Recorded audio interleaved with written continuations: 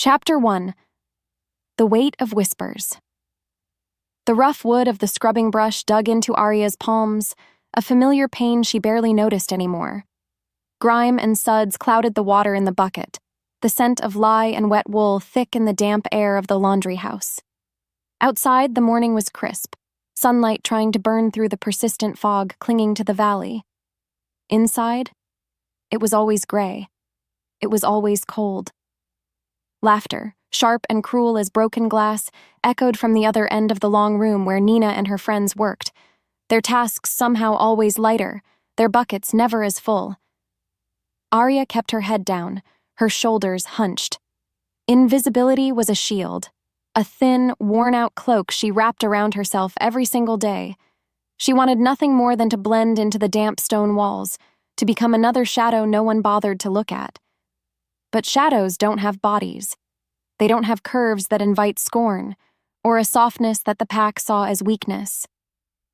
Look at her. Nina's voice, a sickly sweet poison, drifted over. Scrubbing like her life depends on it. Maybe if she worked that hard on her appetite. A new wave of giggles followed. They stung more than the lie on her skin. Aria's knuckles went white on the brush. Don't cry. Don't you dare cry. Crying gave them a victory she refused to hand over. So she scrubbed harder, the rhythmic scrape, scrape, scrape against the coarse fabric of a warrior's tunic filling her ears, a desperate attempt to drown them out. Her dream from the night before, a fleeting, foolish thing about a kind hand and a warm smile, shattered into a million pieces. Dreams were a luxury. Here, survival was the only currency, and she was barely solvent. She felt a familiar burn behind her eyes because this was her life, an endless cycle of chores and quiet humiliation, of longing for an acceptance that felt as distant as the full moon. It was a constant, grinding weight on her soul. Did anyone else feel this hollow? A younger packmate, Lyra, stumbled nearby, dropping a heavy armful of wet linens with a splat. Before the others could turn their mockery on the girl, Aria was moving. She left her bucket, her body aching in protest, and helped the startled she-wolf gather the muddy mess. She didn't say a word, just offered a small, tired smile that didn't quite reach her eyes. Lyra mumbled a thank you, her gaze darting away nervously, as if being seen with Aria was a disease you could catch. Aria understood. Association with the outcast was social suicide. She retreated to her corner, the brief connection already fading, leaving her colder than before. She picked up the brush again, the wood feeling heavier now. The scent of pine from the forest outside seeped through a crack in the wall, a reminder of a world that existed beyond this stone prison, a world she wasn't truly a part of. The bell for midday meal tolled, its deep clang vibrating through the floor. Nina and her group dropped their things instantly, their laughter growing louder as they headed for the door, eager for food and more gossip. As they passed Aria's corner, Nina paused. She leaned in, her breath smelling of mint and malice. "You know, the moon ceremony is next week," she whispered, her voice a conspiratorial hiss. "All the alphas from the surrounding territories will be there, looking for mates." She let the words hang in the air for a moment. Aria's heart gave a painful thud. Nina's smile was a predatory slash in her perfect face. Just imagine an alpha seeing you. They'd laugh themselves into an early grave. She didn't wait for a response. She just sauntered away, leaving her final, sharpest barb hanging in the air. No alpha would ever claim something so much. The door slammed shut, leaving Aria alone in the sudden, ringing silence. The world narrowed to the dirty water in her bucket and the echo of that single venomous phrase. No alpha would ever claim you. The burn behind her eyes finally won. A single hot tear slid down her cheek, dropping silently into the murky water. She didn't wipe it away. What was the point? It was just one more drop in an ocean of quiet sorrow. The real question wasn't if an alpha would claim her, but could she ever learn to claim herself? The silence of the room offered no answers. only the drip, drip, drip of a leaky pipe, like a clock ticking down to her next humiliation. She knew she had to get through the day. She had to face them all at the gathering tonight, because showing weakness was a death sentence. Chapter 2. A Queen in the Quiet. Later that afternoon, seeking a moment of peace before the forced social performance of the evening gathering, Aria slipped away from the main pack grounds. She followed a less traveled path that wound behind the healer's den, the air here thick with the scent of chamomile and feverfew hanging in drying bundles under the eaves. Her feet were silent on the mossy earth, a skill learned from years of trying to go unnoticed. This small, forgotten part of the territory was her sanctuary. The chaos of the pack couldn't touch her here. Her destination was a small, sun-dappled clearing where a tiny creek trickled over smooth stones. It was a place of quiet life, of buzzing insects and rustling leaves, a world away from the sharp edges of her packmates. But as she drew closer, a sound broke the tranquility.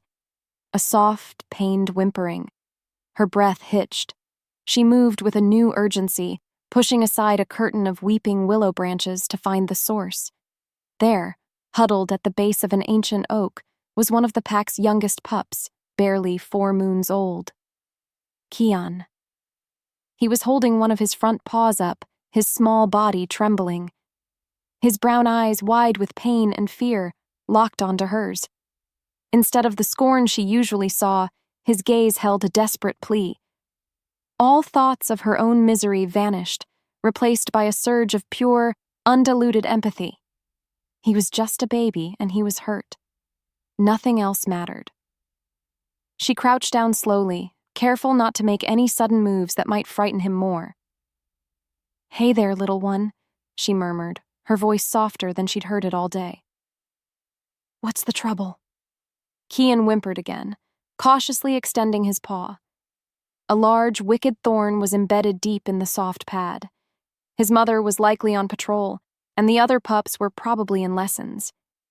He was all alone, just like her. "Oh, you poor thing," Aria whispered, her heart aching for him. She sat on the cool earth, crossing her legs and patting her lap. "Come on, let me see. I promise I'll be gentle." He hesitated for only a second before limping forward and collapsing into her lap, a warm, trusting weight. For a moment, she just held him, stroking his soft, downy fur. It was the first kind touch she'd felt in... She couldn't remember how long. The simple act of offering comfort seemed to soothe a raw part of her own soul. With practiced hands, a skill she'd picked up by watching the pack healer from afar, always too shy to ask to be an apprentice, she examined the wound.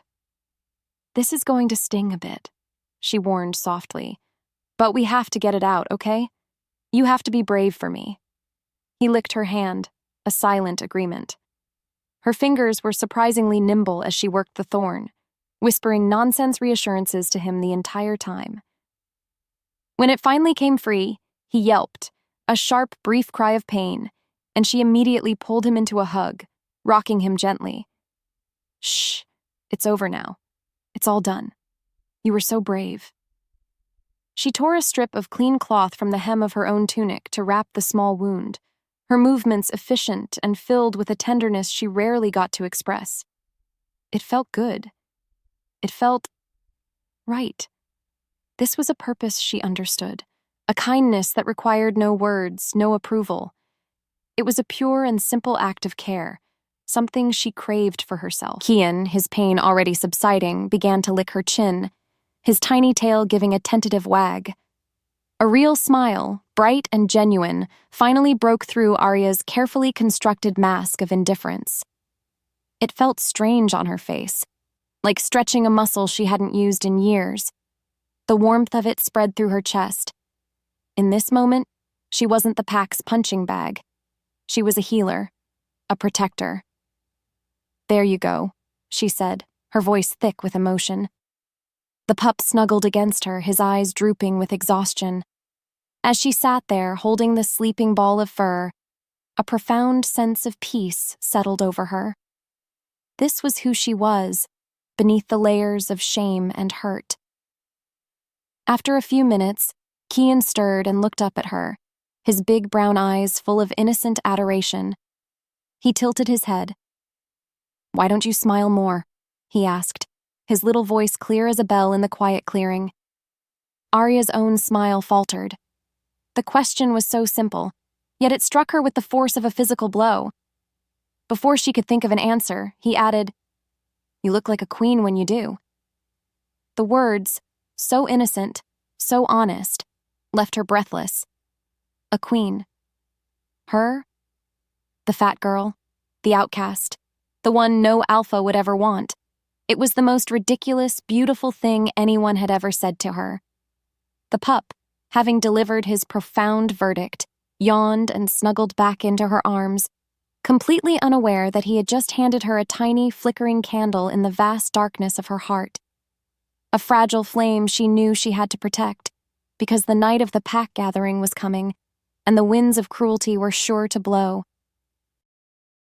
Chapter 3. Eyes in the Firelight. The fire roared at the center of the clearing, a wild, dancing heart that threw flickering shadows against the stoic faces of the pack. The air was thick with the smells of roasting meat, pine smoke, and the earthy musk of dozens of werewolves. Laughter and loud talk filled the night, but for Aria it was just noise, a wall of sound that made her feel even more alone. She hovered at the edge of the crowd, a ghost in the firelight, clutching a wooden cup of water she didn't want. Her goal was simple: be present enough not to be punished for absence, but invisible enough to avoid notice. She was a master of finding the spaces in between, the pockets of shadow where no one bothered to look. From here, she could watch everything: the young warriors boasting, the elders murmuring stories, the she-wolves preening. It was a performance, and she was the only one without a part to play.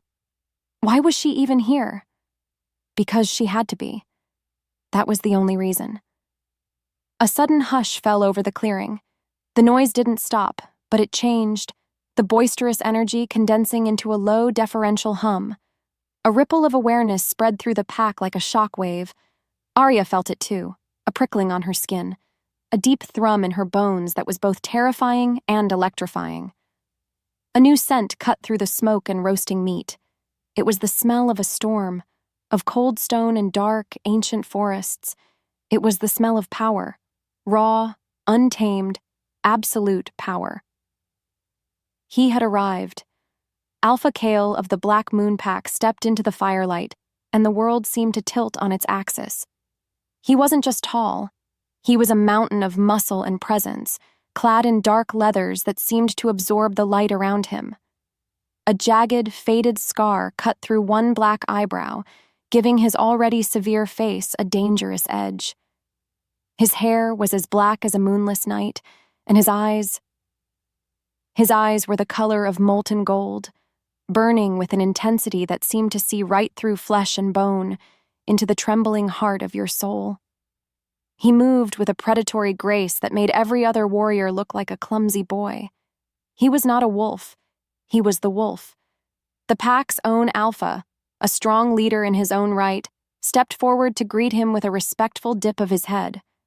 Their discussion was a low rumble of words too far away for Aria to hear, but the tension was palpable. Kyle's presence changed everything. It charged the air with a dangerous, unspoken energy. Aria tried to shrink further into the shadows, her heart hammering against her ribs. Alphas like Kale were the reason she was a joke. They were the pinnacle of werewolf perfection, strength, power, and brutal beauty all rolled into one. They mated with she-wolves who were just as perfect. She-wolves like Nina. As if summoned by the thought, Nina and her friends positioned themselves closer to the central fire, laughing a little too loudly, tossing their hair, their movements calculated to catch the visiting alpha's eye. It was a pathetic, predictable dance, but Aria felt a familiar, bitter pang of something that might have been envy. Then it happened. Kale's head turned, his gaze sweeping over the crowd with dismissive authority. For a split second, his molten gold eyes met hers. It couldn't have been for more than a heartbeat, but time seemed to freeze.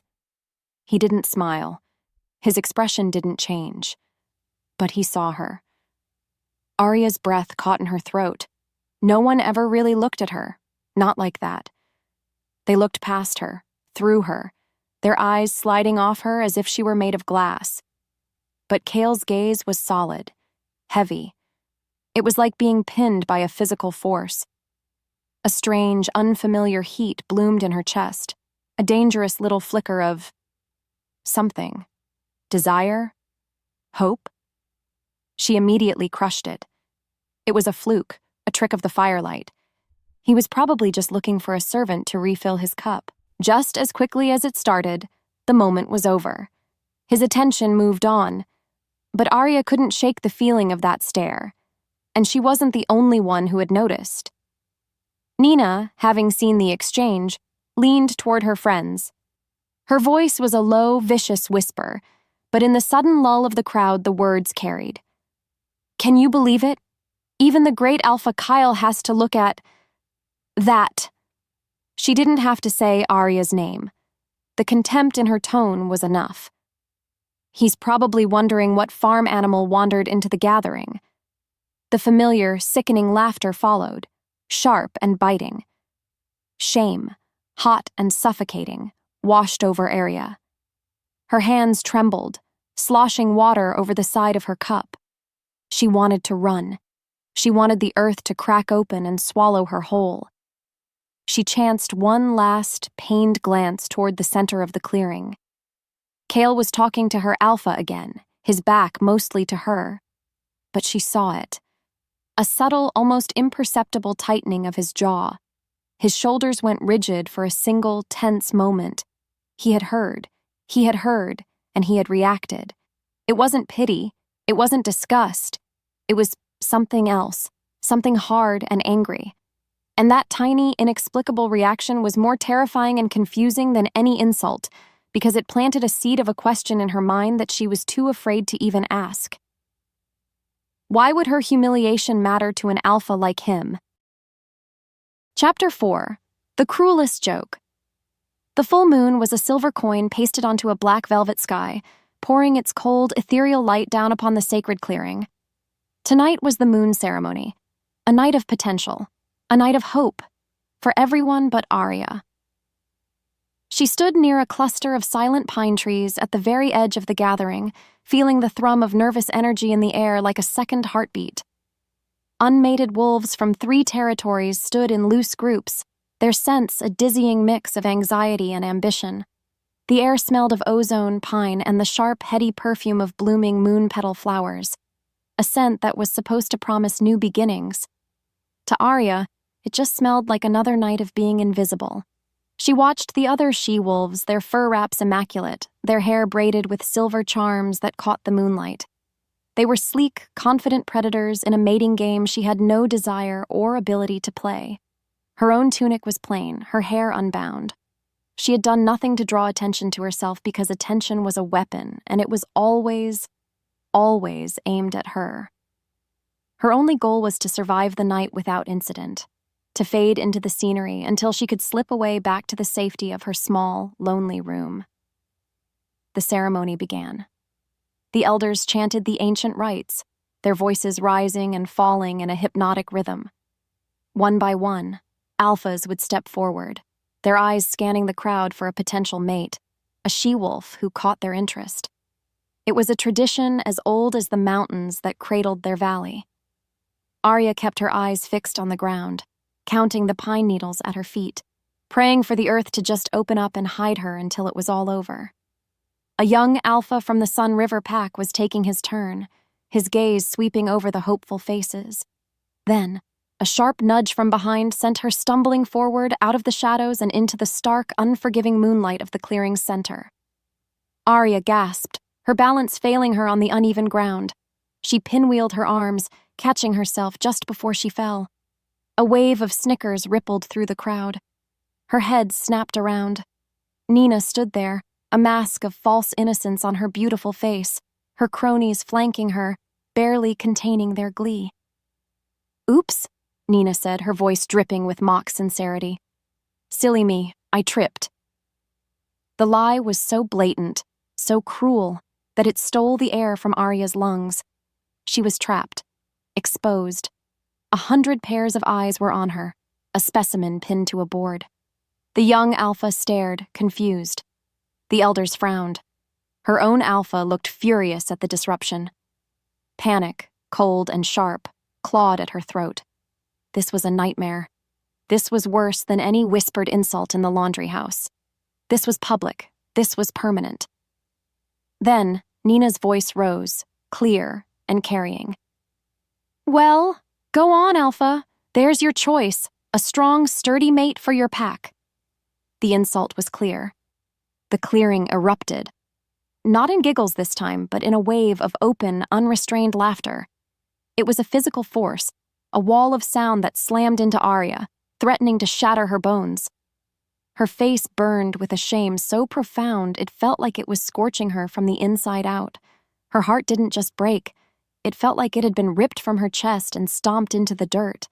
Through the blur of her own unshed tears, her gaze locked on the one person who wasn't laughing, Alpha Kale. He stood near the ceremonial stone, his face carved from granite, his golden eyes blazing with an emotion she couldn't name. It was colder and harder than anger. It was fury. His voice cut through the laughter like a blade, low and lethal. The ceremony of the moon goddess is not a stage for petty jokes. He wasn't looking at Aria. He was looking at Nina, at Aria's own alpha, at the entire assembly, and his contempt was a palpable thing. He didn't defend Aria. He didn't have to. He defended the sanctity of the tradition, and in doing so, he indirectly condemned their cruelty. This mockery is over. His word was law. The laughter died in an instant, replaced by a tense, fearful silence. But the damage was done. The humiliation was complete. He had rejected the idea of her so thoroughly, so publicly, that no one would ever look at her again without remembering this moment, without remembering the sound of their own laughter. Aria couldn't breathe. She couldn't think. She just turned and ran. She fled the clearing, fled the silver moonlight, fled the burning stare of 100 pairs of eyes. She plunged into the darkness of the surrounding forest, the sound of her own ragged sobs finally breaking free. She didn't look back, but a strange, primal instinct screamed at her from the back of her mind. A feeling of being watched, of being followed. And she knew, with a certainty that chilled her to the bone, that the golden, furious eyes of the Black Moon Alpha were on her still. Chapter 5. A Whisper in the Woods. The forest swallowed her whole. Thorny branches tore at her tunic and scratched her arms, but Aria barely felt them.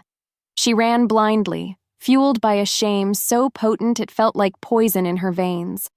The sounds of the ceremony faded behind her, replaced by the frantic pounding of her own heart and the harsh rasp of her breath. She didn't stop until her lungs burned and her legs gave out, collapsing at the base of a massive, gnarled oak tree deep in the woods. The darkness here was absolute, a comforting blanket after the cruel exposure of the moonlight. Here, at least, no one could see her. Here, she could finally fall apart. The sobs she'd been choking back erupted from her in a raw, ragged storm.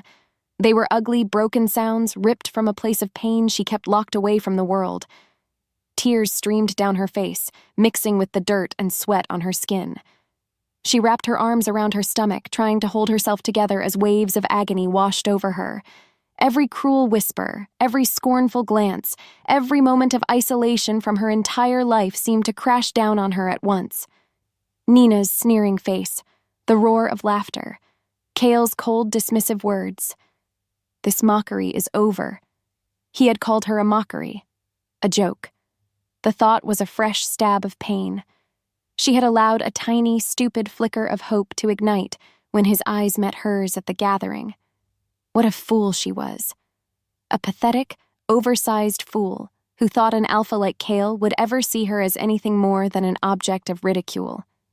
He hadn't been angry for her. He had been offended by her presence sullying his precious ceremony. The realization was a bitter pill to swallow, and it choked her. "It's true," she whispered to the unfeeling bark of the tree, the words tasting like ash in her mouth. Her own voice sounded alien, shredded by grief. It's all true.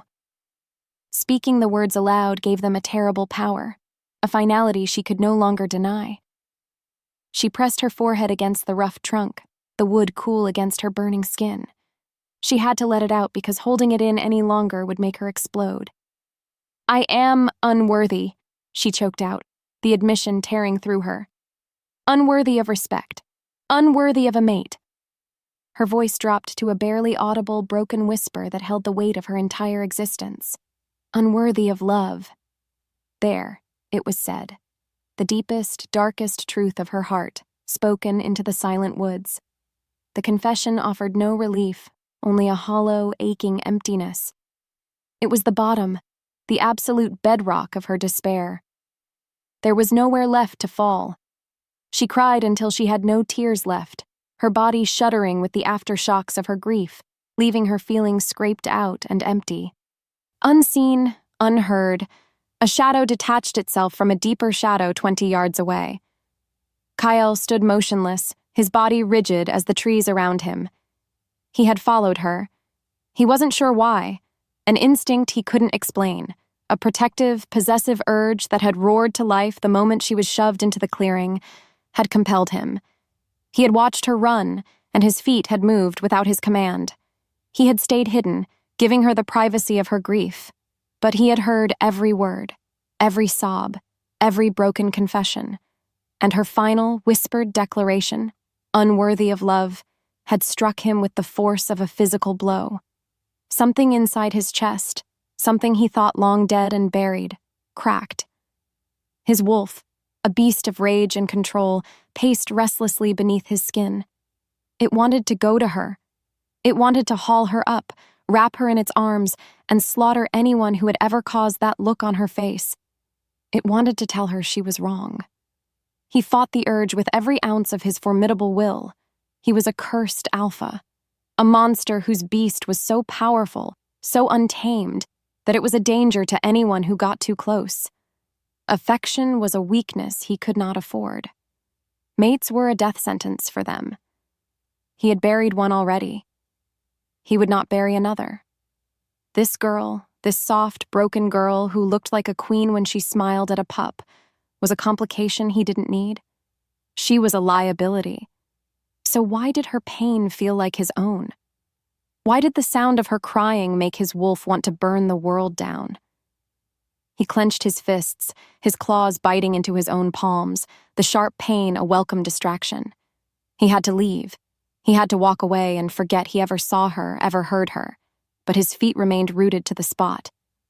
He stared at her huddled form, a storm of unwanted emotion raging within him. He was the most powerful alpha in the territories, feared by all. Yet this one she-wolf, this outcast, was tearing him apart from the inside without even knowing he was there. A low growl escaped his lips, a whisper of sound lost in the night. Why? He breathed, the question and admission of his own infuriating weakness. Does she matter? Chapter 6. In the Alpha's Arms. The chill of the night had seeped deep into Aria's bones, leaving her feeling numb and hollowed out. After her tears had dried, she had remained huddled by the tree for what felt like an eternity, lost in a gray fog of despair. But she couldn't stay in the woods forever. Eventually, she had to face the world again. With a sigh that seemed to pull up the last of her energy from her very marrow, she pushed herself to her feet. Her legs were stiff, her body a collection of aches and scratches. Every step back toward the pack house was a monumental effort. She stuck to the deepest shadows, moving like a wraith, praying she could make it back to her room without encountering anyone. The main gathering was long over, the central fire now just a bed of glowing orange embers. The territory was quiet. Too quiet. As she rounded the corner of the supply shed, a figure stepped out from the darkness, blocking her path. Then another, and another. Her blood ran cold. It was Nina and two of her most loyal, vicious cronies. Nina's face, illuminated by a sliver of moonlight, was twisted into a triumphant sneer. Well, well, look what came crawling back from the woods, she purred, her voice low and menacing. "Did you have a good cry, Piggy?" The other two laughed, a harsh, ugly sound in the stillness. Aria froze, her heart starting to pound a frantic, terrified rhythm against her ribs. This was different from the public mockery. This was isolated. This was predatory. "Leave me alone, Nina," Aria managed to say, her voice barely a whisper. She tried to step around them, but they moved to block her again, forming a tight semicircle that pinned her against the rough wood of the shed wall. "Oh, but we're not done having our fun," Nina said, stepping closer. The scent of her cheap, flowery perfume was nauseating. "You embarrassed our pack tonight. You made us a laughingstock. An alpha like Kale had to put us in our place because of you." She poked a hard finger into Aria's shoulder. "You're a disgrace. A fat, useless disgrace. Maybe we should teach you a lesson about staying in the shadows where you belong." One of the others growled, a low, threatening rumble in his chest. Fear, stark and primal, seized Aria. They were going to hurt her. No one was around. No one would help. No one ever helped. She squeezed her eyes shut, bracing for the first blow, a silent prayer dying on her lips, a blur of motion, a scent that electrified the air, storm and cold stone and pure, undiluted alpha, a growl that was not a sound, but a vibration that shook the very ground, a promise of death that made the air crackle. Aria's eyes flew open. Kyle was there. He hadn't come from the path. He had emerged from the darkness as if he were born from it. He stood between her and Nina, his back to Aria, but she could feel the sheer force of his rage radiating off him in waves. He was taller, broader, more terrifying than she could have ever imagined. Nina and her friends were frozen, their sneers wiped from their faces, replaced by stark, abject terror. They were warriors, but in his presence they were nothing more than frightened pups. He didn't speak. He didn't have to.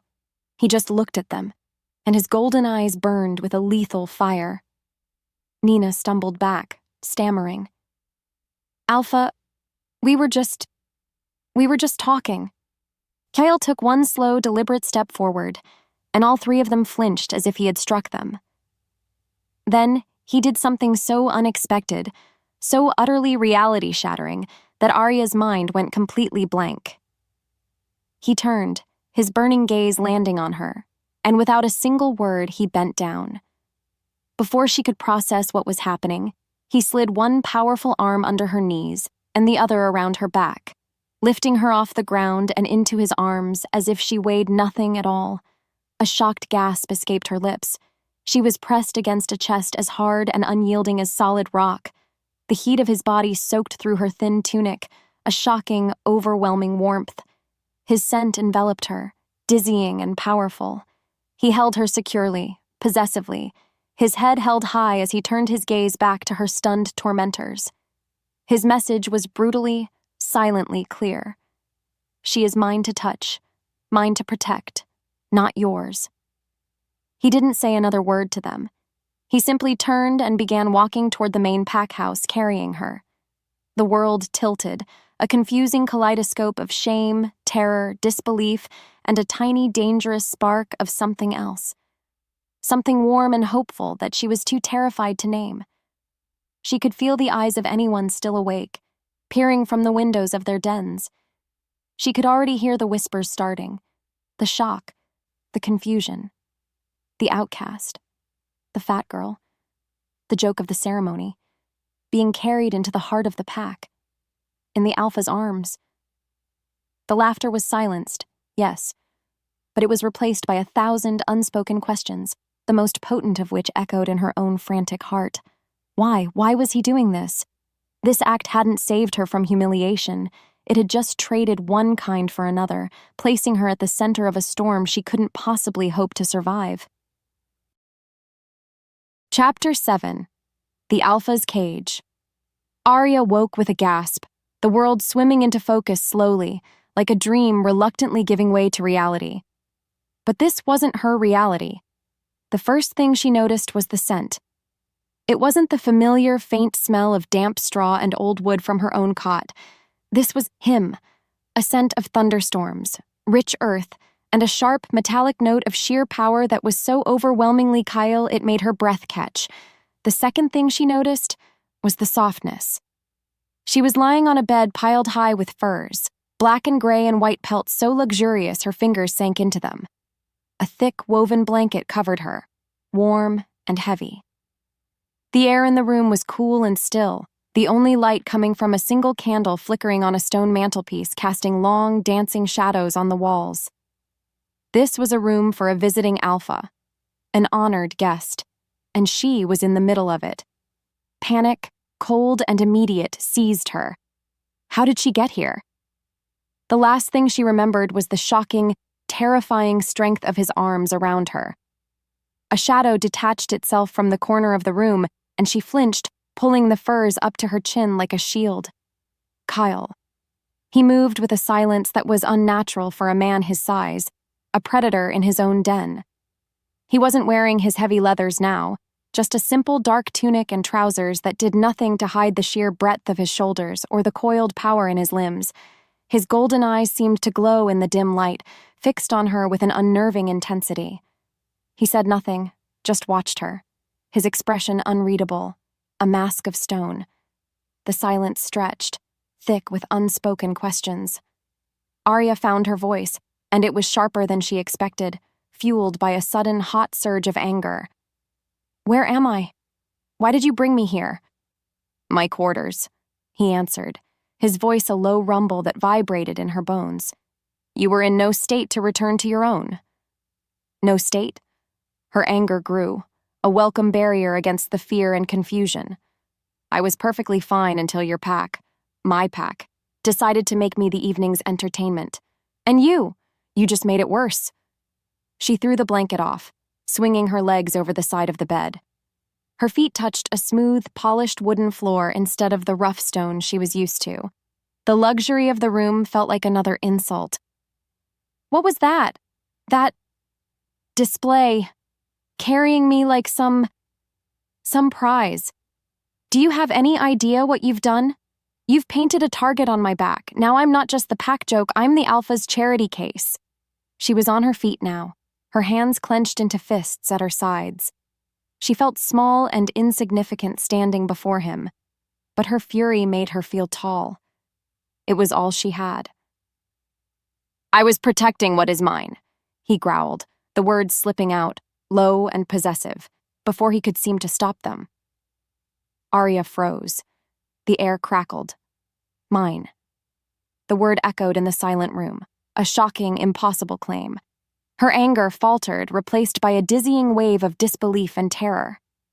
"I am not yours," she whispered, the words trembling. "I am not a piece of property. I am not anything to you." Was this his game? To claim the pack's most broken toy just to show that he could? To humiliate her further by pretending she was something of value to him, only to discard her later? The thought was so cruel, so twisted, it made her feel sick. Because a tiny, treacherous part of her, a part she hated with every fiber of her being, had felt a flicker of something other than shame when he held her. A flicker of safety. A flicker of belonging. And that was the most dangerous feeling of all. "You are going to be a problem," he said, not to her, but as if stating a fact to the universe. He took a step closer, and she instinctively took one back, her bravado crumbling.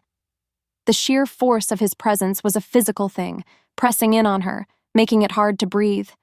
He looked conflicted. His jaw was tight, his golden eyes a storm of emotions she couldn't begin to decipher. There was anger, yes, but there was also frustration, and something else. Something that looked strangely like pain. He seemed trapped in a battle with himself, and she was somehow the battlefield. She couldn't stay here. She couldn't be a part of his war. With a final surge of defiance, she lifted her chin. "I'm leaving." She didn't wait for his permission. She turned and marched toward the door, her heart hammering against her ribs, fully expecting his hand to clamp down on her shoulder, to drag her back into this luxurious cage. But he didn't move. He just stood there, a silent mountain of rage and confusion. She fumbled with the heavy iron latch, her fingers clumsy with adrenaline, and pulled the door open. A blast of cold night air hit her face. She risked one last look back at him. He was watching her go, his fists clenched at his sides, his expression utterly tortured. And that look, more than any threat, more than any possessive word, was what truly terrified her. Because it meant this was far from over. It was just beginning.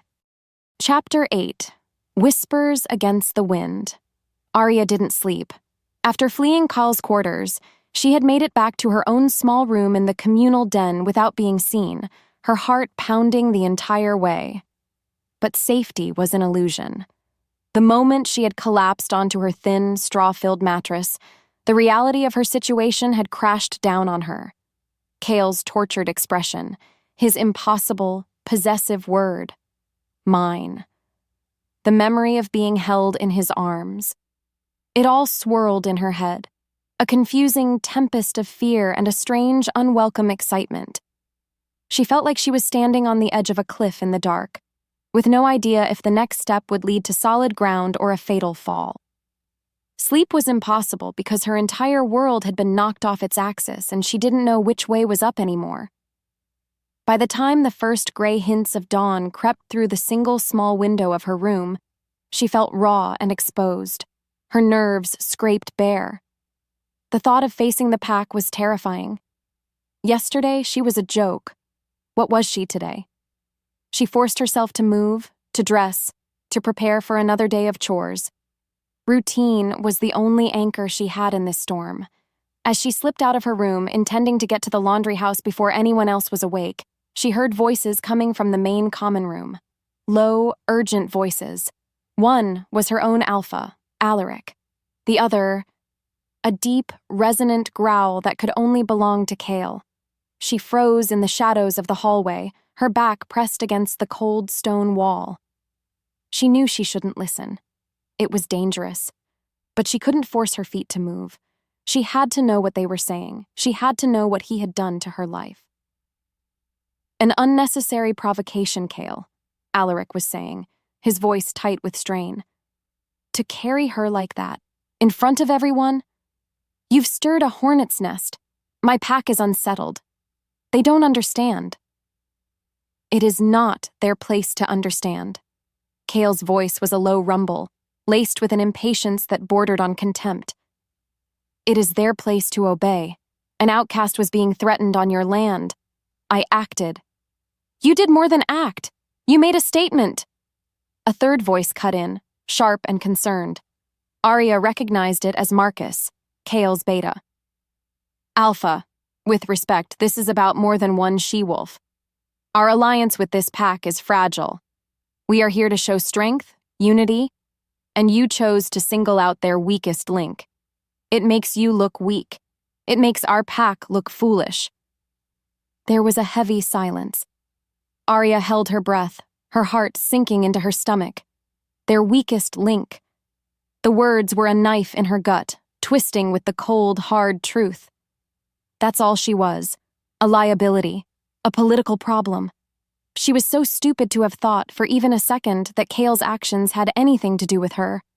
It was all about power, about appearances. Then, a new voice joined the conversation, this one smooth and arrogant, like oil poured over ice. Oh, I don't know, Marcus. I found the whole thing rather amusing. Aria's blood ran cold. She didn't recognize the voice, but the sheer, menacing confidence in it made the hairs on her arms stand up.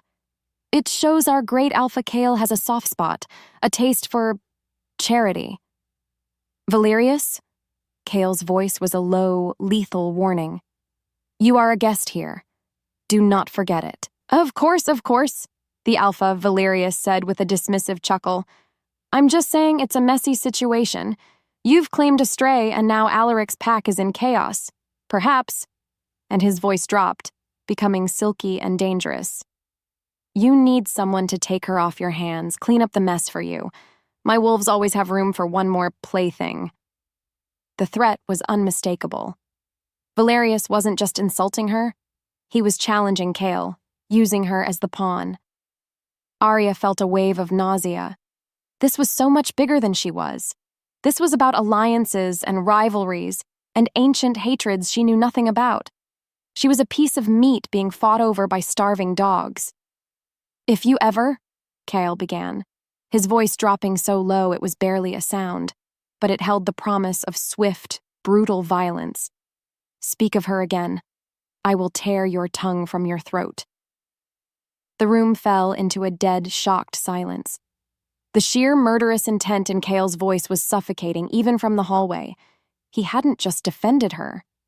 That was a raw, primal declaration of possession that had nothing to do with politics. It was personal, and it was terrifying. Aria's mind reeled.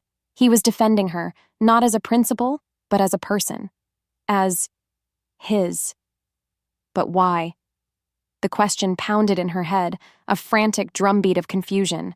The risk he was taking was immense. A feud with a rival alpha like Valerius could lead to a bloody war, all because of something he had done for her. She felt a crushing weight of guilt, so heavy it was hard to stand. She was a danger to him. Her existence, her weakness, was putting his entire pack at risk. She had to get away. She had to disappear before she caused any more damage, before her shattered life brought his crashing down with it. Chapter 9. A crack in the stone panic was a wild animal clawing at the inside of Aria's chest. She had to leave. The thought was a desperate, frantic mantra in her mind. She couldn't be the reason for a war. She couldn't be the weakness that brought down an alpha, even a terrifying, confusing one like Kale. After hearing the confrontation, she had fled back to her room, her mind racing. An escape. That was the only answer. Wait until the dead of night. Take what little she had and just run. Run until she was far away from pack politics, from cruel whispers, and from the burning intensity of Kale's golden eyes. It was a half-formed, desperate plan, but it was the only thing that made her feel like she had any control over her own life. She spent the rest of the day on autopilot, going through her chores in a daze, her senses on high alert, terrified of running into Kale or Valerius or anyone else. As dusk began to settle, casting long purple shadows across the valley, she was gathering firewood from the large pile at the edge of the woods. Her arms were full of rough logs, the bark scratching her skin, when a presence behind her made her freeze. The air grew heavy, charged with that familiar, stormy scent. Her heart leaped into her throat. Kale. She didn't turn around. She couldn't. She just stood there, her back rigid, bracing herself. "We need to talk," he said. It wasn't a request. "We have nothing to talk about," she replied, her voice tight and breathless. She tried to move past him, but he blocked her way, a solid, immovable wall of muscle and sheer will. "Don't lie to me," he growled, his voice dangerously soft. "I know you heard us this morning." Her blood turned to ice. Of course he knew. An alpha like him probably heard the beat of a hummingbird's wings from a mile away. She finally forced herself to look up at him, her defiance warring with her fear. The dying sunlight caught the gold in his eyes, making them smolder. He looked angry, frustrated, and tired. So incredibly tired. "What Valerius said," he started, but she cut him off. "It doesn't matter what he said. He was right. I'm a mess you created, a problem. Just leave me alone. Forget you ever saw me. It will be better for everyone." Better for everyone? His laugh was a short, harsh, humorless sound. "It's too late for that." He reached out, and she flinched, but he didn't grab her. His touch was surprisingly gentle as his thumb brushed against a long, angry scratch on her forearm, a gift from the thorny branches she had fled through the night before. "You're hurt," he stated, his voice suddenly rough with a different kind of emotion. The anger was gone, replaced by something else, something raw. His simple touch was like a lit match on dry tinder. A jolt of pure electricity shot up her arm, making her gasp. The log she was holding tumbled to the ground, scattering around their feet. Neither of them moved. The world seemed to shrink until it was only the few inches of space between them, humming with a tension so thick she could taste it. His gaze was locked on her, intense and searching. He was so close she could see the flecks of black in his golden eyes, could feel the heat radiating from his body. Her carefully constructed walls of fear and anger began to crumble, cracked by that one simple, gentle touch. For the first time, he wasn't looking at her like an outcast, or a problem, or a political pawn. He was looking at her like a woman. And her body, so long a source of shame, responded with a will of its own. Her heart hammered against her ribs, a wild, frantic rhythm. A slow, liquid heat began to pool low in her belly. It was terrifying. It was exhilarating. She felt seen, truly, completely seen.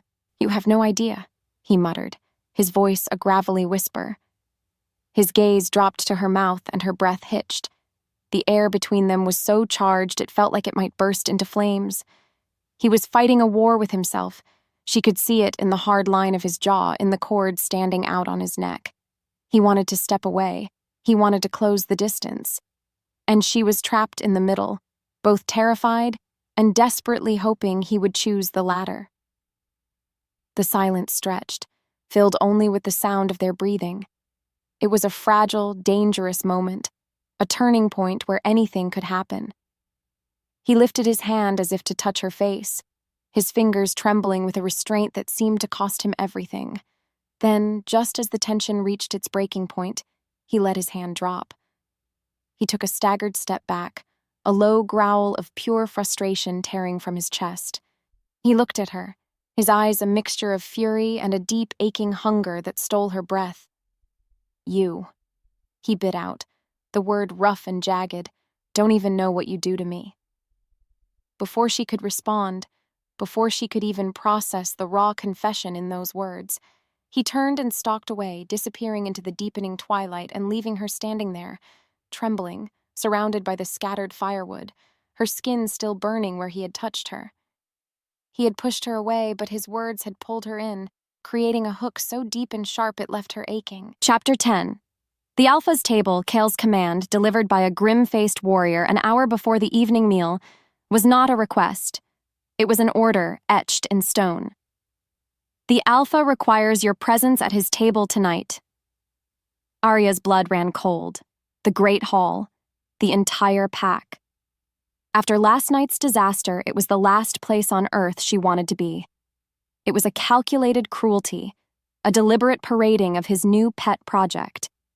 Or worse, a test. She had no choice. To refuse would be an act of defiance that would bring punishment she couldn't imagine. So, with a heart made of lead, she smoothed down her cleanest, plainest tunic and walked toward her own execution. Entering the hall was like walking into a roaring fire. The cavernous room was filled with the heat of a massive central hearth, the clamor of 100 conversations, and the thick, savory smells of roasted boar and spiced wine. And the moment she stepped over the threshold, a hush fell. It started near the door and spread like a disease, a wave of silence that followed her as every single head turned in her direction. The walk from the doorway to the raised dais where the Alphas sat was the longest journey of her life. Every step was an agony. She could feel the stairs, 1,000 tiny needles piercing her skin. There was shock, there was confusion, but mostly, there was a simmering, collective contempt. She was the dirt on their shoe, and Kale was tracking her through their home. She kept her eyes down, focusing on the path of cold flagstones in front of her, her entire body burning with a shame so intense it was a physical pain. She could hear the whispers starting up again, faint hisses of venom from the tables she passed. What is she doing here? Has he lost his mind? An insult to the pack. Her hands trembled, and for a terrifying second, she thought her legs would give out. She wanted to turn and run, to hide away in the darkness where she belonged. Then she saw him. Kale was watching her, his golden eyes blazing from across the hall. He wasn't looking at her with pity, but with an intense, unyielding command. Come here. The sheer force of his will was a physical rope, pulling her forward when her own strength failed. She reached the dais, her breath coming in ragged little gasps, and stood awkwardly beside the massive wooden table, unsure of what to do. The seat beside him was empty, a place of honor, a place for a mate, for a Luna. It was an impossible, terrifying gesture. His beta, Marcus, looked deeply uncomfortable. Her own alpha, Alaric, looked like he had swallowed a stone. Ignoring the thick, hostile silence, Kale simply pointed to the empty seat. Aria hesitated for a heartbeat, her mind screaming in protest, before she numbly obeyed, sinking onto the hard wooden bench. She felt like an imposter, a crow trying to sit amongst eagles. The moment she was seated, the whispers erupted into a low, angry buzz. Nina, seated at a table nearby, was staring at her with pure, unadulterated hatred, her face a mask of fury. This was a public declaration, and it had made Aria the enemy of every ambitious she-wolf in the room. Kale seemed oblivious to the chaos he had created. But then he slowly lifted his gaze from his plate and let it sweep across the hall. He didn't raise his voice. He didn't have to. He just spoke a single, quiet word, and the sound of it cut through the din like shattering ice. Enough. Silence. Absolute, instantaneous, and terrified. The entire hall fell quiet, the only sound the crackling of the fire. Every wolf, from the strongest warrior to the lowest omega, froze, their heads bowed in submission. The power that rolled off him in that moment was staggering. It was the power to unmake the world with a word, and he had used it. For her. He had draped his power around her like a cloak, shielding her from their scorn. In the ringing silence, Aria felt something she hadn't felt in years. A tiny, fragile, dangerous flicker of pride. She was still terrified. She was still a pawn. But for the first time in her life, she was not alone in her humiliation. The heavy doors to the great hall suddenly slammed open, crashing against the stone walls with a deafening boom. All heads turned as Alpha Valerius strode in, flanked by two of his largest warriors. He moved with an arrogant swagger, a cruel smirk plastered on his handsome face. His eyes scanned the room, landing on the dais, on Kyle, and then, with deliberate, insulting slowness, on Aria. His smirk widened into a sneer of pure contempt. He ignored Alaric completely, his focus entirely on Kale. Well, well, Kale, Valerius's voice boomed, dripping with mock surprise. I see you're still entertaining your pet.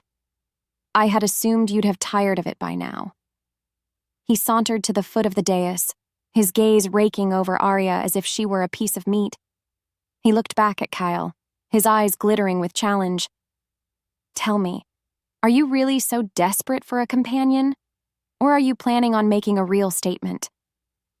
He paused, letting the tension build, before delivering his final venomous blow. He gestured a dismissive hand toward Aria. A queen? That? Chapter 11. The Beast and the Anchor. Valerius's question hung in the dead silent hall like a foul poison infecting the air. A queen? That?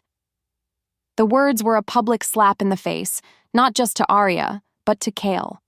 It was a direct challenge to his power, his judgment, his very authority as an alpha. Aria felt the blood drain from her face. She wanted to disappear, to shrink into nothingness, to simply cease to exist. Every wolf in the room was watching, waiting to see how the great alpha Kale would respond to such a blatant insult. This was her fault.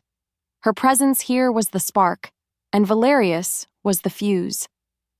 She could feel the storm gathering, a palpable, violent energy that seemed to emanate directly from the man seated beside her. She risked a glance at him. Kale hadn't moved a muscle.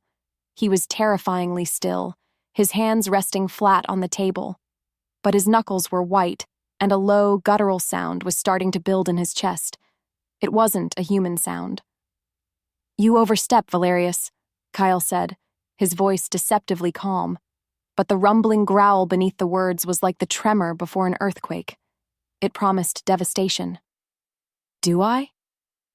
Valerius laughed, a short, ugly bark of a sound. He was enjoying this, preening for the crowd, deliberately pushing Kyle toward a precipice. "I think I am the only one here brave enough to say what everyone is thinking.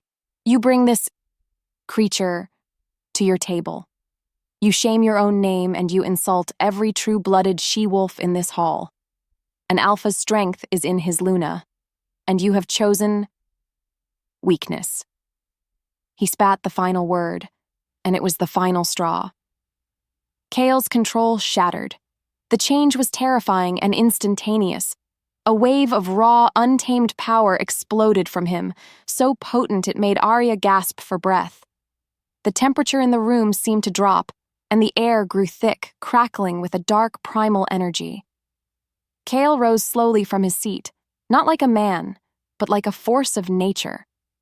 The growl in his chest deepened, shaking the very timbers of the table, and his golden eyes began to bleed at the edges, the pupils expanding, swallowing the light, turning them into pools of pure, terrifying black. This was more than just an alpha's rage. This was something else, something wild and broken. This was the curse. The beast inside him was clawing its way to the surface, and it was a thing of pure, murderous fury. His lips pulled back from his teeth in a snarl, and the scent of him changed, the familiar storm and forest smell overwhelmed by the coppery tang of bloodlust and something ancient and wrong. Valerius's arrogant smirk finally faltered, a flicker of genuine fear appearing in his eyes.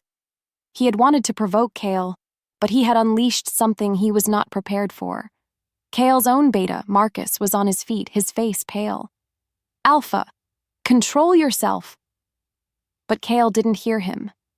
He was lost, his humanity drowned by the raging tide of his inner demon. He was poised to lunge, to tear Valerius apart, and Aria knew with a bone-deep certainty that if he did, he wouldn't stop. He would slaughter anyone who got in his way. He would lose himself completely. Everyone in the hall was frozen in terror. But Aria wasn't. Fear was a cold knot in her stomach, yes, but something else rose to meet it. A strange, powerful instinct she didn't know she possessed.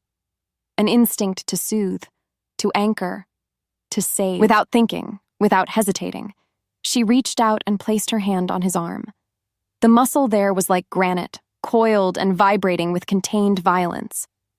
The moment her skin touched his, a jolt, white-hot and electric, shot through both of them. His head snapped toward her, his black, inhuman eyes locking onto hers. A vicious snarl ripped from his throat, and for a terrifying second, she thought he would turn his rage on her. But she didn't pull away. She held his gaze, her heart pounding, and squeezed his arm gently. She didn't say a word. She just poured all of her own quiet, desperate hope into that single point of contact. "Come back," she thought, her will a silent plea. "Don't let it take you. Come back to me." For a long, agonizing moment, nothing happened. The beast stared out at her from his eyes. Then she saw it. A flicker. A tiny spark of gold returning to the endless black. The monstrous growl in his chest softened, faltering. The tension coiling in his body began to ease, the muscles under her hand unclenching just a fraction. It was like watching a storm recede, the thunder fading, the lightning pulling back into the clouds. The pure black of his eyes slowly receded, the familiar molten gold bleeding back in, shaky and confused. He blinked, sucking in a ragged breath as if surfacing from a deep, dark ocean. He looked from her hand on his arm to her face, his expression one of utter shock and disbelief. He had been gone, completely lost to the beast. And she had pulled him back. She was the only thing that had. The entire hall stared in stunned silence, having just witnessed an impossible miracle. Kyle sank back into his seat, his body trembling with the aftermath of the struggle. He looked at her, his alpha mask gone, leaving him looking raw and vulnerable. He leaned in close, his breath warm against her ear, his voice a broken, shaken whisper that only she could hear. "You'll be the death of me," he murmured, his voice thick with a terrifying mixture of awe and despair. "Or my salvation." Chapter 12. A Liability's Vow. The great hall had emptied in a haze of fear and confusion. The feast was over, the confrontation leaving a stain in the air that no one had the appetite to ignore. Alaric had quickly dismissed his pack, while Valerius, after being so thoroughly and terrifyingly dominated, had slunk away with his warriors, his arrogance replaced by a simmering, hateful silence. Kyle had escorted, or rather commanded, Aria back to his quarters. He hadn't said another word after his shaken whisper, but his hand had been a firm, possessive brand on her lower back the entire way, a silent warning for anyone to keep their distance. Now she sat on the edge of the fur-piled bed, the same place she had woken up in that morning, but everything was different, the world was different. He stood by the hearth, staring into the crackling flames, his back to her. The silence in the room was a living thing, heavy with the weight of what had just happened. She had touched him, and the monster inside him had retreated. The memory sent a tremor through her. What was she? What was this strange, terrifying connection between them? She replayed the scene in her mind, the blackness in his eyes, the raw, murderous power. He had been completely gone, and she, the weak link, the outcast, had somehow been his anchor. The idea was so preposterous, so overwhelming, that her mind could barely grasp it. For her entire life, she had been told she was worthless, a burden.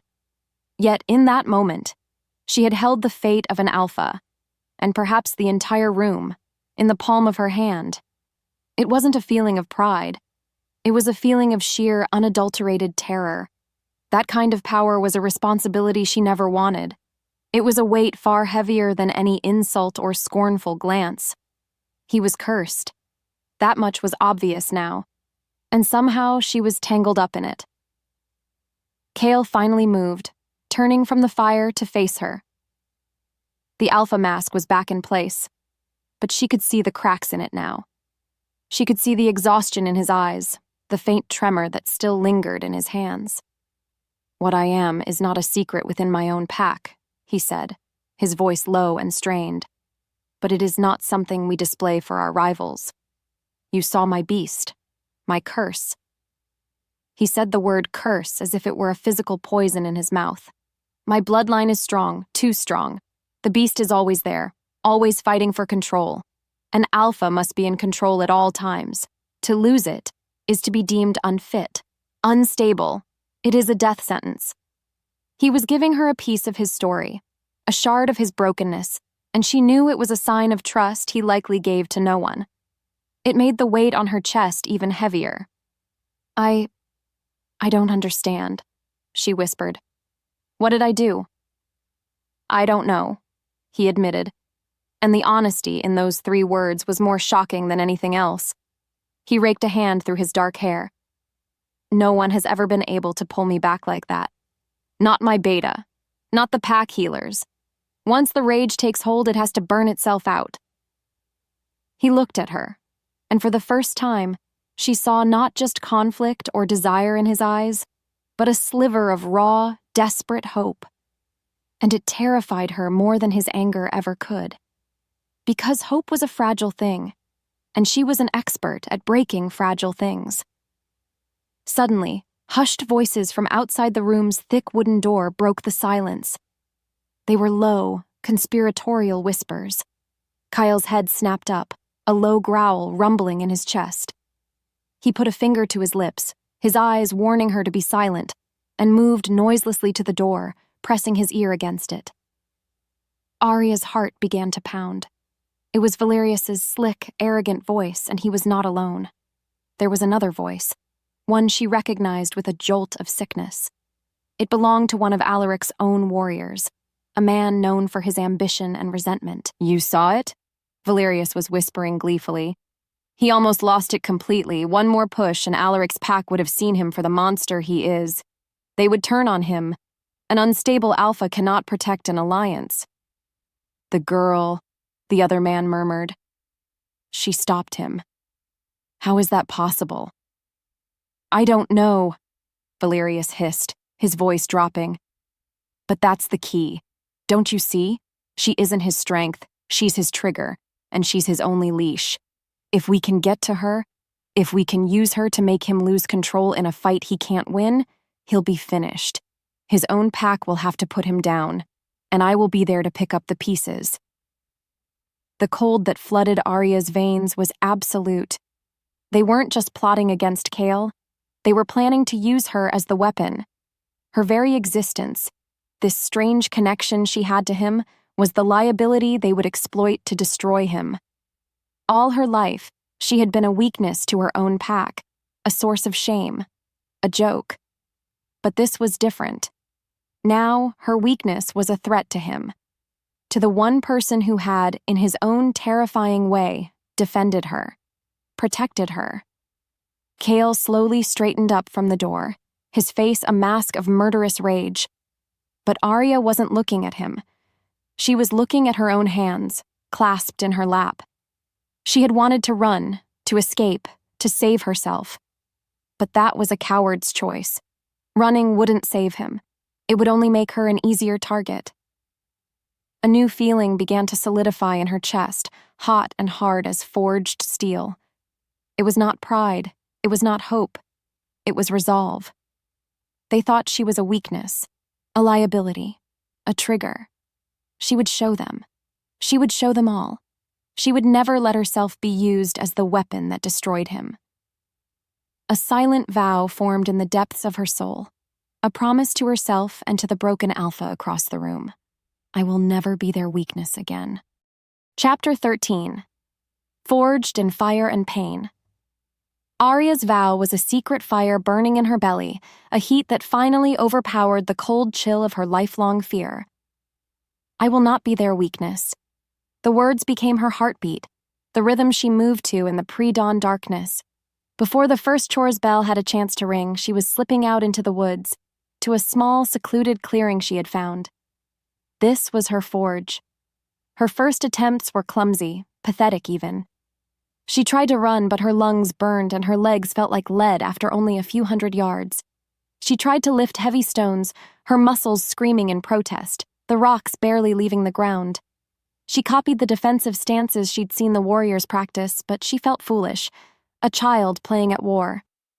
Every day she pushed herself until she collapsed, her body a symphony of aches, her sweat and tears watering the cold earth.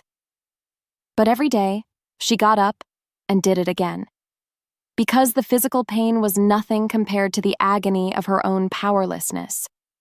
This was a pain she could control. This was a pain that was building something instead of just tearing her down. About a week into her secret regimen, as she was trying and failing to haul a fallen log, a shadow fell over her. She dropped the wood with a grunt, her heart leaping into her throat. Kyle stood at the edge of the clearing, his arms crossed over his massive chest, his golden eyes watching her with an unreadable expression. He had been watching her. She didn't know for how long. Shame and defiance warred within her.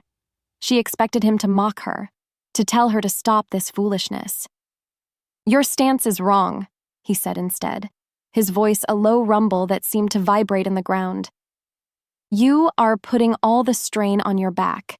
You will cripple yourself before you ever gain any real strength. He walked into the clearing, his presence dominating the small space. He stopped in front of her, so close she had to tilt her head back to meet his gaze. If you are going to do this, you will do it right. It wasn't an offer. It was a declaration. From that day on, her forge had a new master, and he was a merciless one. Kale's training was brutal. He was not a gentle teacher. He pushed her, relentlessly and without pity. He made her run until the world was a black-spotted blur and the taste of iron filled her mouth.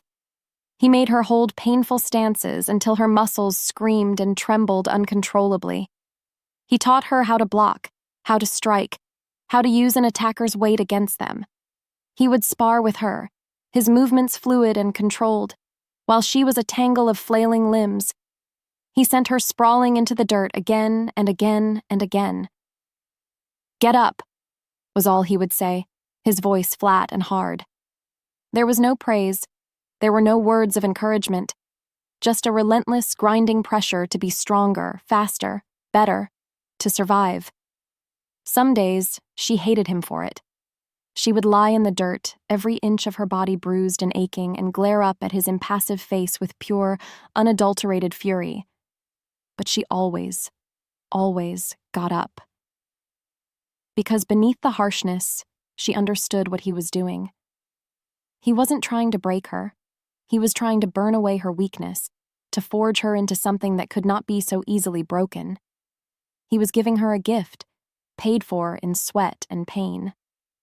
And through the shared struggle, a new unspoken language developed between them. A glance that conveyed a correction. A slight nod that acknowledged a small victory. The brief, firm touch of his hand on her back to adjust her posture that would send a jolt of fire through her entire body. The intimacy of their training was more profound than any whispered sweet nothing.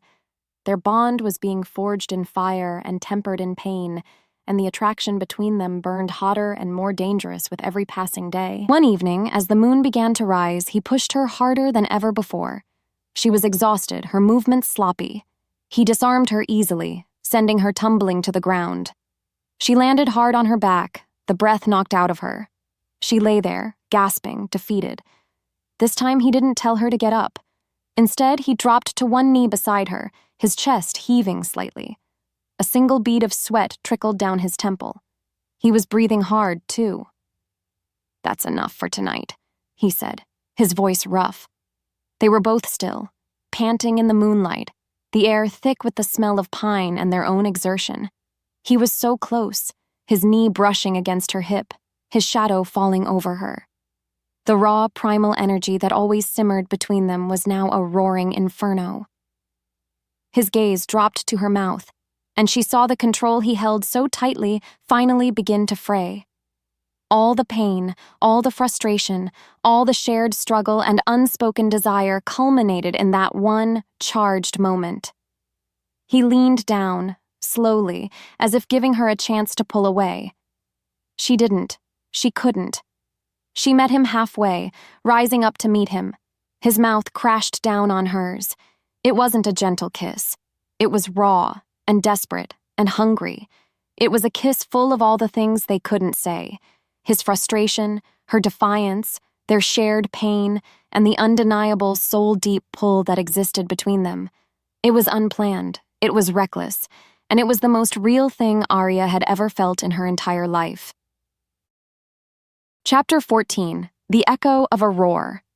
The kiss changed nothing, and it changed everything. On the surface, their routine continued. The brutal pre-dawn training sessions, the silent understanding, the carefully maintained distance during the day. But underneath, a new current flowed between them, a humming electric wire of shared intimacy.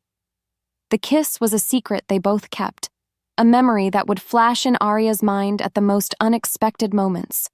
The ghost of his lips on hers, the raw taste of him, the desperate heat. That single moment had given her something more valuable than any defensive move he had taught her. It had given her the undeniable proof that she was desirable, that she was wanted, and that knowledge was a shield, a piece of armor for her soul that she had never possessed before. It was a fragile, new strength, and it wasn't long before it was put to the test. She was on her way to the kitchens, her muscles aching from her morning session with Kyle, when a familiar, sickly sweet scent made her pause. Nina and her two shadows stepped out from behind the granary, blocking her path as they had done so many times before. The old Aria would have flinched, her gaze dropping to the ground, her shoulders hunching as she tried to make herself smaller. The old fear was still there, a cold flutter in her stomach. But this time, something else rose to meet it. A quiet, steady resolve. She did not look away. She did not hunch. She simply stood her ground, her spine straight, and met Nina's malicious gaze. Look what we have here, Nina sneered, her eyes raking over Aria with disdain. Still crawling around the pack grounds. I'm surprised Kale hasn't put you out of your misery yet. Or is he keeping you as a pet? The other two snickered, the sound as ugly and familiar as ever. They were expecting her to cower. They were expecting her to flee. They were expecting the same victim they had been tormenting for years. They were not prepared for the woman who now stood before them. Aria's heart was pounding, but her voice, when she spoke, was calm and even, holding a strength that surprised even herself. "Do you have something you need, Nina?" she asked. No fear, no pleading, just a simple, direct question. Nina was taken aback, her sneer faltering for a fraction of a second. The lack of a reaction seemed to infuriate her. "What I need," she hissed, stepping closer, "is for you to understand your place. You are nothing. A fat, worthless Omega who has somehow bewitched a visiting Alpha. But it won't last. He'll get bored of his little charity project and toss you aside. And when he does, we'll be here to remind you of exactly what you are." The words were the same cruel barbs she had always used, but this time they didn't pierce Aria's skin. They hit the new armor of her self-worth and bounced off. The kiss, the training, the look in Kale's eyes. They had changed her. She was no longer defined by their hatred. "Is that what you think?" Aria said, her voice still quiet, but now it held a note of something Nina had never heard from her before. Pity. "You think my worth is determined by who looks at me? By an Alpha's attention?" She took a small step forward, and for the first time in her life, she saw Nina take an involuntary step back. "My worth is my own, Nina. It has nothing to do with you, and it has nothing to do with him." She didn't raise her voice, she didn't issue a threat. She simply spoke her truth, and the power of it stunned them into a shocked, disbelieving silence. She was not the prey anymore. And while she might not be a predator, she was no longer going to lie down and let them feed on her spirit. With a final, steady look, Aria simply walked around them and continued on her way, her head held high, leaving them standing there, speechless, in her wake. She didn't look back, but she could feel their stunned gazes on her. She had won. Not by fighting, but by refusing to be a victim. A real smile, small but genuine, touched her lips. Unseen, from the shadows of the blacksmith's forge across the way, Kale watched her go. He had seen the confrontation start and had been about to intervene, his wolf a low growl in his chest. But he had stopped, holding himself back, wanting to see what she would do. And he had been rewarded with the sight of her standing tall, her spirit unbowed, her quiet voice carrying the roar of a lioness. A fierce, possessive pride swelled in his chest, so powerful it almost stole his breath. She was magnificent. She was becoming the queen he had always sensed she was. But as his gaze shifted, he saw another figure lurking in the shadows near the forest edge. Valerius. The rival Alpha had been watching, too, and the look on his face was not one of shock, but of cold, reptilian calculation. Kale's pride was instantly replaced by a chilling premonition of dread. Valerius now knew that simple humiliation would no longer be enough to break her. The game had changed, and the stakes had just been raised to something far more lethal. Chapter 15. A Curse for Two. Later that night, the pride Aria had felt after confronting Nina had faded, replaced by a restless anxiety. The stakes were higher now. Valerius had seen her newfound strength, and a cornered snake was always the most dangerous. She was walking by the edge of the training clearing, the moonlight painting the ground in shades of silver and black, when Kyle appeared from the trees, moving with his customary silence. He didn't speak for a long moment, just stood there, his golden eyes searching her face as if trying to read the secrets of her soul. The memory of their kiss hung in the air between them, a tangible, unspoken thing. "I saw what you did today," he said finally, his voice a low rumble. "With Nina. You were strong." It was the closest he had ever come to giving her a compliment, and the simple word sent a wave of warmth through her. "You taught me how to be," she replied quietly. I taught you how to fight, he corrected, taking a step closer.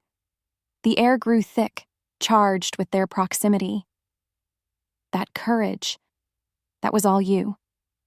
He looked deeply troubled, his brow furrowed, the lines around his eyes etched with a pain that seemed ancient. And that is why I am so terrified. The admission was a shock. The great alpha Kale, admitting fear. He looked away from her toward the dark, whispering trees. What I am about to tell you. I am telling you because I need you to understand the danger you are in. I am telling you so you will be smart enough to run, to get as far away from me as you possibly can. Aria's heart began to hammer against her ribs. Run! Kale, what are you talking about? He finally met her gaze again, and the raw agony she saw there made her breath catch. My curse, the beast you saw, it's more than just a lack of control. It's a poison. My bloodline carries a rage so potent it devours everything it touches, especially those I care about. He choked on the last words, the effort to say them seeming to cause him physical pain. An alpha's bond with his mate is the most powerful connection in our world. It is a conduit. For most, it channels strength, love, devotion. For me, he shook his head, a gesture of profound self-loathing. For me, it channels the rage. The beast uses the bond as a bridge. It cannot handle the power. It overwhelms them. It breaks them. A cold, creeping dread washed over Aria as she began to understand the true, horrifying nature of his words. What do you mean? It breaks them, she whispered, though she was terrified of the answer. His face was a mask of grief, his voice dropping to a raw, broken whisper. I had a mate. Once. Her name was Camilla. She was the first mate chosen for an alpha of my line in 3 generations because my father and his father before him knew the risks. But I was arrogant. I thought I was strong enough to control it, to protect her. A single, shuddering breath escaped him. The bond settled, and the beast knew. It grew stronger, feeding on our connection. I would lose time. Wake up with blood on my hands and no memory of how it got there. One night, there was an attack on our territory. I shifted to fight, and the rage, it was absolute. I couldn't tell friend from foe. I was just a weapon of pure destruction. He looked at Aria, his eyes glistening with unshed tears in the moonlight, and delivered the final, devastating blow. She tried to reach me, to pull me back just as you did. But the bond was too new, too raw. The beast saw her as a threat to its rage. It turned on her.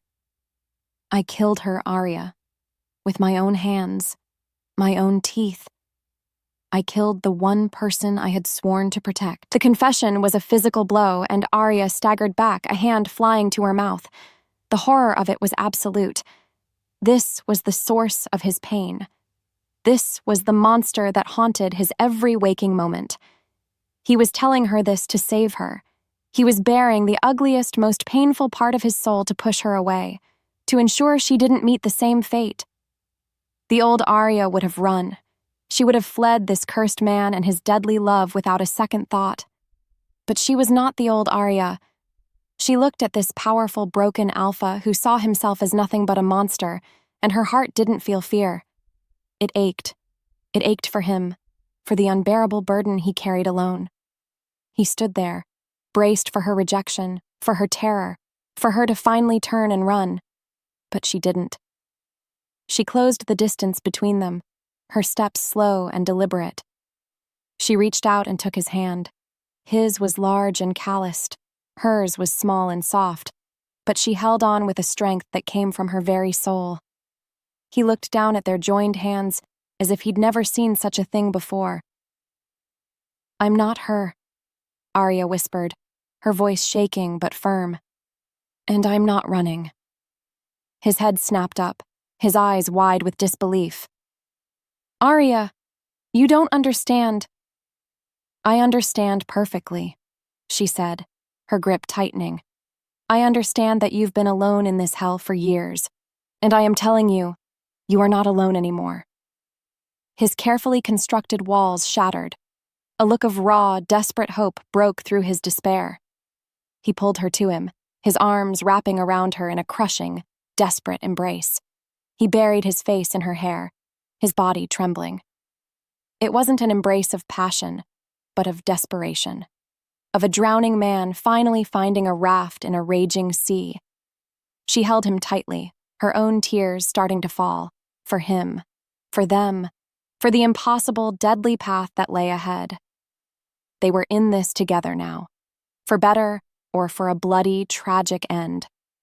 And as she held him, she knew that Valerius's plots were no longer the greatest threat they faced. The real monster was the one Cale held inside him, and their love was either the cage that would contain it, or the key that would unleash its final devastating fury. Chapter 16. The Gilded Cage. The bond between them had become a silent, humming wire, a connection that stretched even when they were apart. It was this new, untested sense that first alerted Aria that something was wrong. She was returning from the creek, her hands filled with the sharp-smelling herbs the pack healer had requested when she felt it. A sudden, violent jolt through that invisible tether. A flash of Cale's rage, quickly suppressed. It was a warning she didn't have time to heed. They came out of the woods like ghosts, silent and swift. Not her pack, not Cale's. Their scent was wrong. Sharp and predatory, the scent of Valerius's wolves. Before she could scream, a rough hand clamped over her mouth, and a powerful arm wrapped around her waist, lifting her from her feet. The herbs scattered, their fragile leaves crushed underfoot. She struggled, kicking and thrashing, but it was useless. She was hopelessly outmatched. A cloth bag smelling of dirt and something sickeningly sweet was shoved over her head, plunging her into a suffocating, disorienting darkness. Panic, cold and absolute, clawed at her. This was it. This was Valerius's plan. To get to her, to use her as a weapon. They dragged her through the woods, her feet stumbling over roots and rocks. She had no idea how much time passed in the black, terrifying void. The next time she saw light, it was because the bag was ripped from her head. She blinked, her eyes watering in the harsh glare of dozens of torches. She wasn't in the woods anymore. She was in the great ceremonial clearing, the same place her humiliation had begun. But this time was different. Packs were gathered, hers, Cale's, and Valerius's, their faces grim and tense in the flickering firelight. And she was in the center of it all, on her knees, her wrists bound tightly behind her back with thick, rough rope that cut into her skin. She was a spectacle, a sacrifice. Valerius stood before her, a triumphant, ugly smirk on his face. He held a ceremonial silver dagger, its edge gleaming in the torchlight. "Behold!" he boomed, his voice echoing through the silent clearing. "The source of all our conflict, this Omega, who has clouded the mind of a great Alpha and brought shame and instability upon us all." He paced around her, a predator circling its cornered prey. Alpha Cale of the Black Moon Pack made a choice. He chose to elevate this creature, sowing dissent among our allies. He chose to defend her with threats of violence, bringing us to the brink of a needless war. Aria's heart hammered against her ribs. He was twisting everything, painting Cale as an unstable leader and her as the cause. She searched the crowd, her desperate gaze finding Cale instantly. He stood at the edge of the clearing with his warriors, his body rigid, his face a mask of stone. But she could see the truth in his eyes. A tempest of pure, murderous fury was raging behind them, a beast clawing at the bars of its cage. He was fighting for control, and she knew with a sickening certainty that he was fighting the hardest battle of his life. To unleash the beast here would be to prove Valerius right. It would be the end of his reign, his life. To do nothing meant her death. Valerius had built the perfect cage, not for her, but for him. According to the ancient laws, Valerius continued, his voice dripping with false piety, An element that threatens the stability of the packs must be purged. It is the duty of the alphas to protect the whole, even at the cost of one small, insignificant part. He stopped in front of Kale, his voice dropping to a challenging growl. So now you must make another choice, Alpha Kale. The choice of a true leader. He gestured with the dagger, first at Aria, then at the assembled packs. Her life, or your crown? The life of your pet, or the stability of our world? Show us what matters more to you. Show us if you are a true alpha, or just a man ruled by a foolish heart. The choice was laid bare for all to see. A brutal, impossible ultimatum. Aria looked at Kyle, her entire being a silent scream. Choose me. The selfish, desperate plea echoed in her heart, even as she knew it was a death sentence for him. She was trapped, he was trapped, and the walls of Valerius's perfect gilded cage were closing in on them both. Chapter 17. The Weight of a Crown's Silence. A deep, profound silence fell over the clearing, heavier and more suffocating than any physical weight. Every eye was on Kale. The crackle of the torches sounded like roaring cannons in the dead quiet. The collective breath of 3 packs was held, waiting for the alpha's choice. Aria's world narrowed to the space between her and Kale. She watched his face, searching for a sign, a flicker of defiance, a promise that he would tear the world apart for her. But she saw only a battlefield. She saw the war raging within him, the torment of a king being forced to sacrifice the one thing he treasured to save his kingdom. His jaw was a hard, unforgiving line. His golden eyes, usually so full of fire, were clouded with an agony so deep it mirrored her own. And he did not move. He did not speak. He hesitated. For Aria, that hesitation was not a second. It was an eternity. It was a lifetime of being told she was worthless, a lifetime of being shoved aside, a lifetime of being the last choice, or no choice at all. In that single, stretched-out moment, every bit of progress she had made, every ounce of self-worth she had clawed back from the dirt crumbled into dust. The training, the kiss, his whispered confessions, they all felt like a lie. A cruel joke played on a foolish, hopeful heart. Because when it came down to it, when the choice was between her and his duty, his power, his crown, he was hesitating. And his hesitation was an answer more brutal than any verbal rejection. It told her everything she had always secretly believed to be true. She wasn't enough. She would never be enough. The whispers started again, quiet at first, then growing bolder. Murmurs from his own pack, their faces etched with worry and doubt. He's not moving. She's a liability. He can't sacrifice the pack for an omega. Valerius is right. Each whisper was another stone thrown at her already shattered spirit. She could feel their judgment, their fear, their cold, pragmatic logic.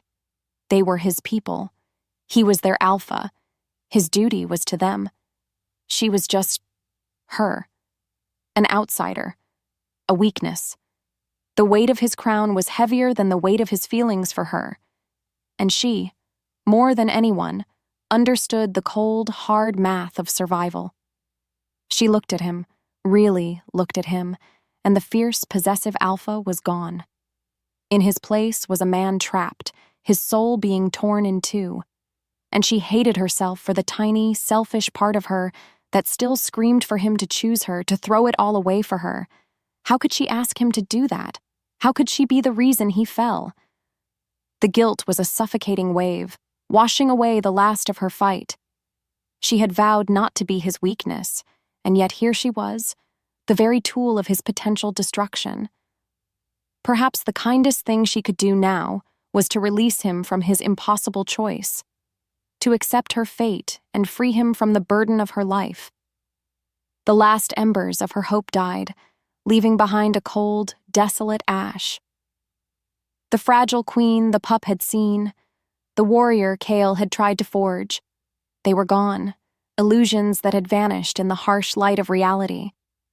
All that was left was the girl from the laundry house, the outcast, the one who was unworthy of love, the one who was unworthy of being chosen.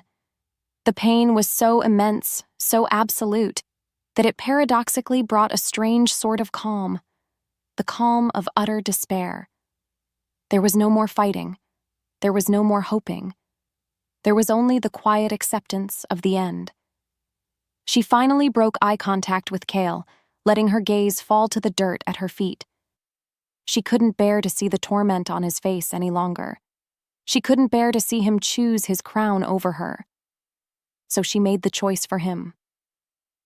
In the desolate silence of her own heart, she let him go. A single, broken whisper formed in her mind, a final bitter epitaph for her foolish dreams. I was a fool to believe. Chapter 18. Marked for Death. Cale's silence was a concession, a surrender. Valerius saw it, and his smile was a triumphant, predatory slash across his face. He had won. He had backed the great Black Moon Alpha into a corner and forced him to show his true colors. An alpha who would hesitate even for a moment to cut out a threat to the pack was an alpha who was compromised. He seized the momentum, his voice booming with renewed authority. The alpha of the Black Moon Pack does not act. His silence is his answer. He knows this element is a danger, but he is too weak to purge it himself. Therefore, the burden falls to me, to us, to uphold the old laws and protect our people. He was turning the crowd, twisting Cale's tortured inaction into proof of his own claims. He was positioning himself as the true protector, the one willing to make the hard choices. Aria didn't even look up. She heard the words as if from a great distance, echoes in the hollow chamber of her despair. It didn't matter anymore. Kyle had made his choice by not making one. The rest was just noise before the inevitable end. She felt a strange detachment, as if she were floating above her own body, watching a sad, pathetic play reach its tragic conclusion. She had been born an outcast, and she would die a sacrifice. There was a certain grim poetry to it. She thought of the little pup, Keon, and his innocent words. "You look like a queen when you do." A bitter, silent laugh caught in her throat. What a joke. Valerius stepped forward, raising the gleaming silver dagger high for all to see. The crowd roared, a messy, conflicted sound. Some cheered, hungry for the restoration of order. Others cried out in protest, horrified by the brutal spectacle. Cale's pack was a mess of confusion, their loyalty to their alpha clashing with the cold, hard logic of pack survival.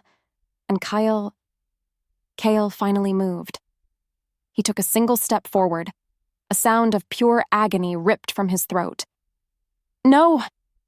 But it was too late. Valerius's warriors moved to intercept him, their spears leveled, penning him in. He could fight them. He could tear them all to pieces. But if he did, if he let the beast out now, he would be proving Valerius's every point. He would be condemning himself. He was checkmated. All he could do was watch, his face a mask of utter devastation, his dream of a future, his salvation, about to be extinguished right before his eyes.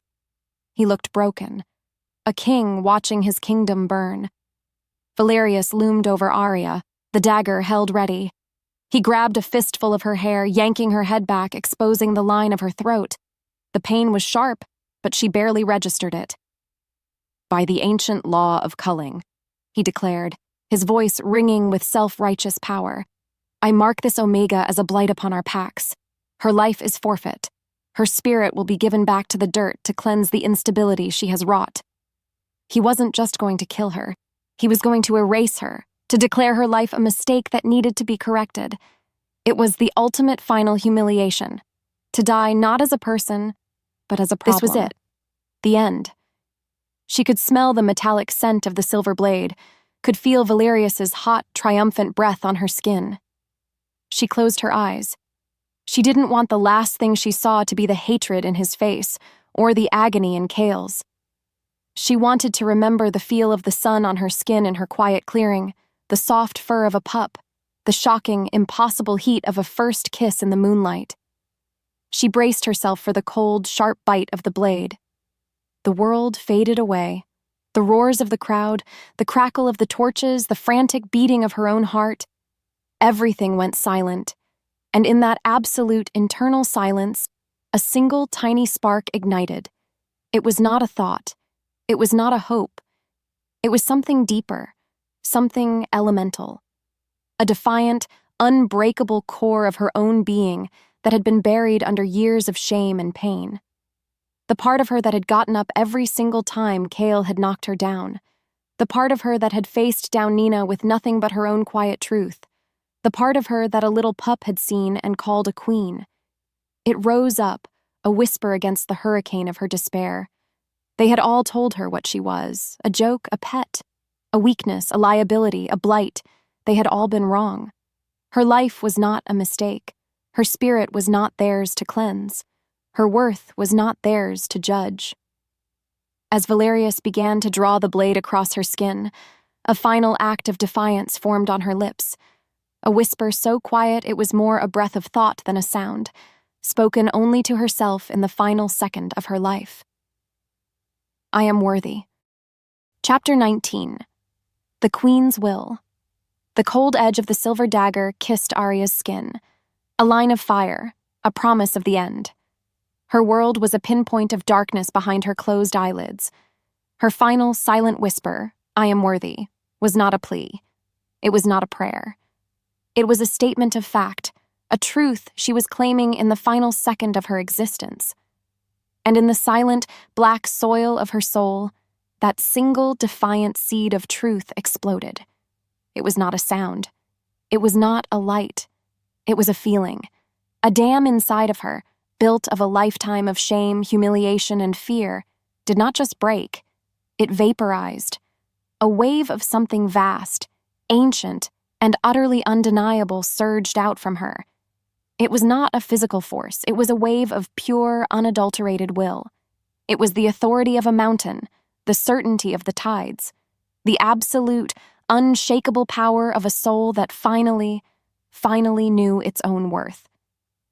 Valerius's arm, poised to strike, froze mid-air. He grunted, his muscles locking, his face contorting in confusion and sudden, inexplicable dread. It felt as if the air itself had solidified around him, pressing in, an immense, silent weight that demanded he stop. He hadn't been pushed. He had been commanded. The entire clearing felt it. A collective gasp went through the crowd as a palpable stillness fell, a sense of awe and terror that had nothing to do with alpha rage.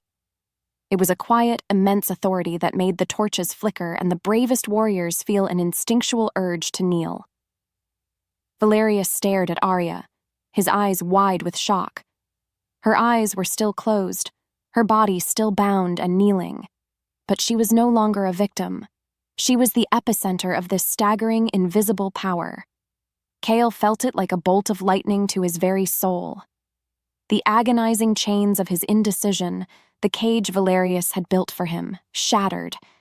He saw her, not as a weakness to be protected, but as a power he had never comprehended. Renewed strength, born of pure awe, surged through him.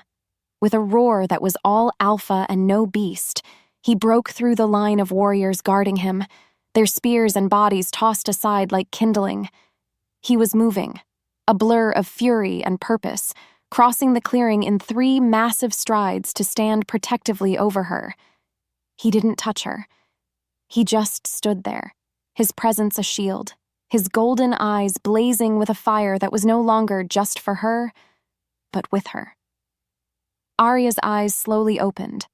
They were the same soft brown eyes, but they held a new light, an ancient, regal fire. She looked at Valerius, who was still struggling against the invisible weight of her will, his dagger arm trembling. And she spoke. Her voice was not loud. It did not need to be. It was clear, calm, and it resonated with the same quiet, unbreakable authority that filled the clearing. It was the voice of a queen. "You are right, Alpha Valerius," she said, and the crowd held its breath. "You said an alpha's strength is in his Luna." She took a slow, deliberate breath, the sound of it seeming to echo in the unnatural silence. She looked past Valerius, her gaze finding Kale's, and a bond, stronger than any curse, more powerful than any law, arced between them. "But you are a fool," she continued, her voice ringing with a power that sent a shiver through the crowd. "You thought I was his weakness. You thought you could use me to destroy him." She rose to her feet, a slow, graceful movement that seemed impossible with her hands still bound. The ropes suddenly felt like trivial things, mere threads against the steel of her new resolve. She held the gaze of every wolf in the clearing, one by one, and no one could look away. "I am no one's weakness." Her voice rose, not in volume, but in intensity, a declaration that would be etched into the memory of their packs forever. "I am his salvation. I am his anchor. I am his queen." Chapter 20. A Gathering of Wolves. Aria's declaration hung in the air, as real and solid as the ceremonial stones that surrounded them. "I am his queen." It was not a plea for acceptance or a claim of ambition. It was a statement of fact, a truth that had been forged in the heart of her own despair and revealed in a blaze of impossible power. The clearing was in chaos. Valerius, finally released from the pressure of her will as her focus shifted, stumbled back, his face a mask of disbelief and fury. He had lost control of the narrative, of the crowd, of everything. Kale's wolves were staring at Aria with a new, dawning sense of awe. Alaric's pack was a mess of confusion, their loyalty torn between the alpha they knew and the incredible power they had just witnessed from the woman they had always scorned. They had come to see an execution. They were witnessing a coronation. Kyle moved to her side, his large knife a blur in the torchlight as he sliced through the ropes binding her wrists. The moment her hands were free, she didn't rub her chafed skin. She didn't cry. She simply turned to face him, her partner, her alpha. He looked at her, his golden eyes full of a raw, fierce pride that stole her breath. There were no more questions, no more hesitation. He saw her, all of her. The quiet girl, the fierce warrior, the impossible anchor, the undeniable queen. "My queen," he murmured, his voice thick with an emotion so profound it was a vow, and he dipped his head in a gesture of deep, reverent respect that sent a shockwave through the assembled packs. An alpha, bowing to an omega. The world had truly been turned upside down. "This is a trick," Valerius bellowed, trying to regain control. "Some sort of omega magic, a dark art. She is a witch, not a queen. She has enchanted him." But his words sounded hollow now, the desperate lies of a man who had been outplayed. His own warriors were looking at him with uncertainty. They had felt her power, too. It had not felt dark. It had felt true. "The only dark art here is your ambition, Valerius," Kale's voice boomed. All of his authority returned, magnified by Aria's presence at his side. He turned to the crowd. "You have seen the truth tonight. You have seen a coward try to use an innocent she-wolf to seize power, and you have seen her spirit rise to meet his hatred. Now you must choose." He drew the silver dagger he carried at his belt. "You will stand with a man who hides behind lies and uses the innocent as shields, or you will stand with your queen." It was a masterful stroke, turning Valerius's own challenge back on him. The choice was no longer about a weak link. It was about honor. A tense, uncertain moment passed. Then one warrior from Alaric's pack, a grizzled veteran who had watched Nina's cruelty for years and had looked away in shame, stepped forward. He went to one knee, bowing his head toward Aria. "I stand with the queen," he said, his voice rough but clear. That one act of courage broke the dam. Another wolf followed, and then another. Marcus, Kale's beta, was already on his knee, a look of fierce loyalty on his face. Soon, a small but significant contingent of wolves from both packs had separated themselves from the crowd, rallying to Kale and Aria. They were outnumbered, but their eyes burned with a new, fervent belief. Nina, Aria saw, was huddled with the dissenters, her face pale with fury and disbelief. She had lost. Her victim had become her ruler. Valerius snarled, seeing his support waver. "Fools!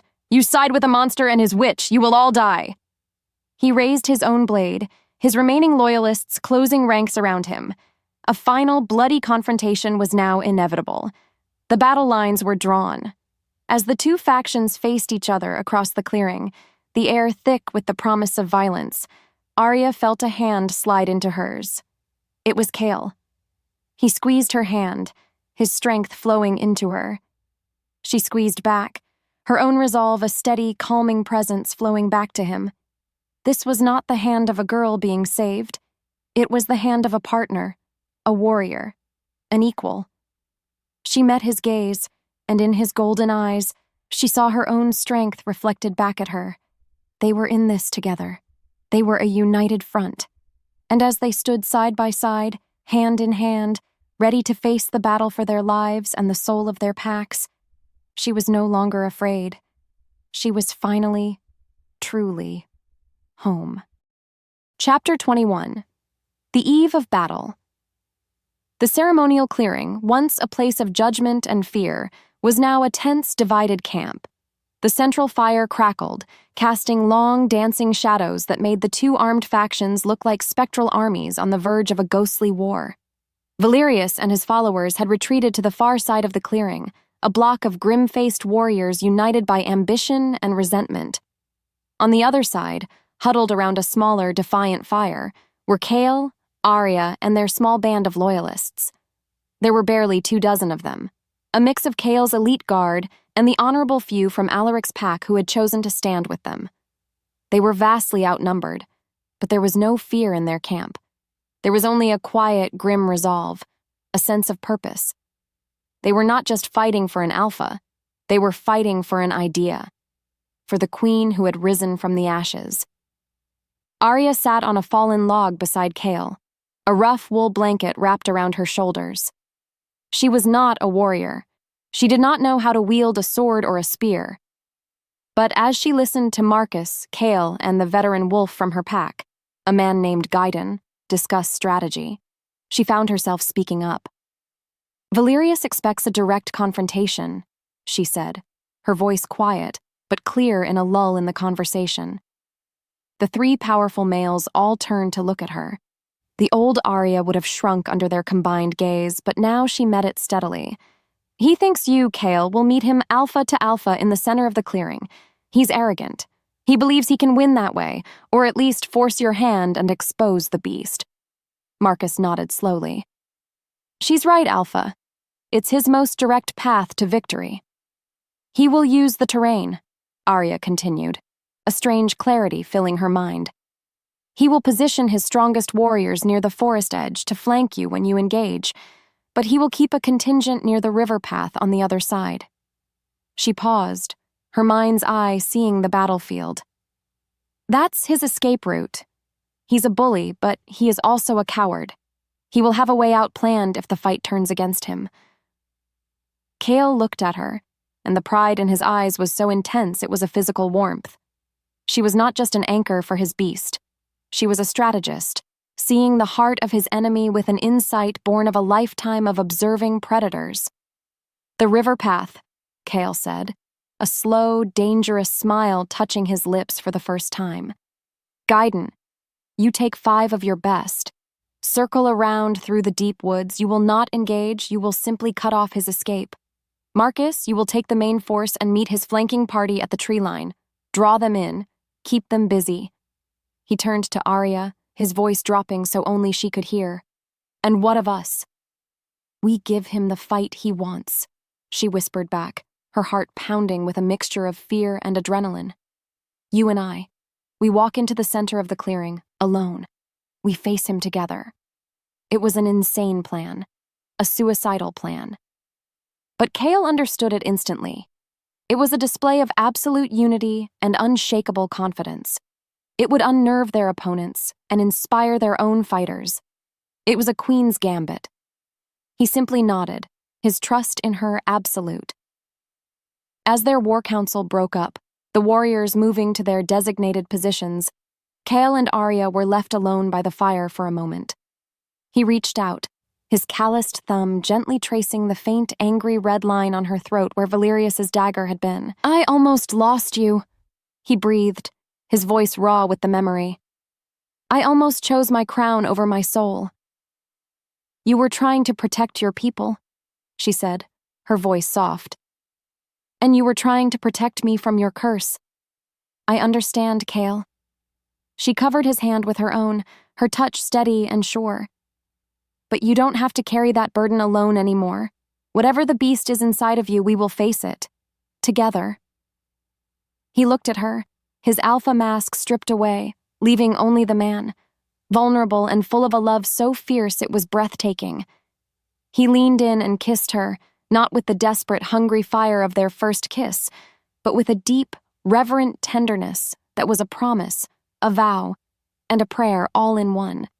It was a kiss that sealed their pact, a quiet moment of peace on the eve of a war that could claim both their lives. When he pulled away, the tenderness was replaced by a familiar, burning resolve. The fear was still there, a cold knot deep inside her, but it was overshadowed by her love for him and her belief in them. This was it, the final stand. Not for a title or for power, but for a future they had dared to imagine in the face of impossible odds. Kyle stood up, pulling her to her feet. He held her hand, his grip firm. Together, they turned away from the warmth of their small fire. Side by side, an alpha and his queen, they began to walk across the moonlit clearing toward the waiting enemy, toward their destiny. Chapter 22. A Queen's Mark. Valerius sneered as they approached, his blade held ready. "The monster and his pet, come to die together?" he spat. The world exploded into motion. Valerius lunged, not at Kale, but at Aria. It was a vicious, calculated move.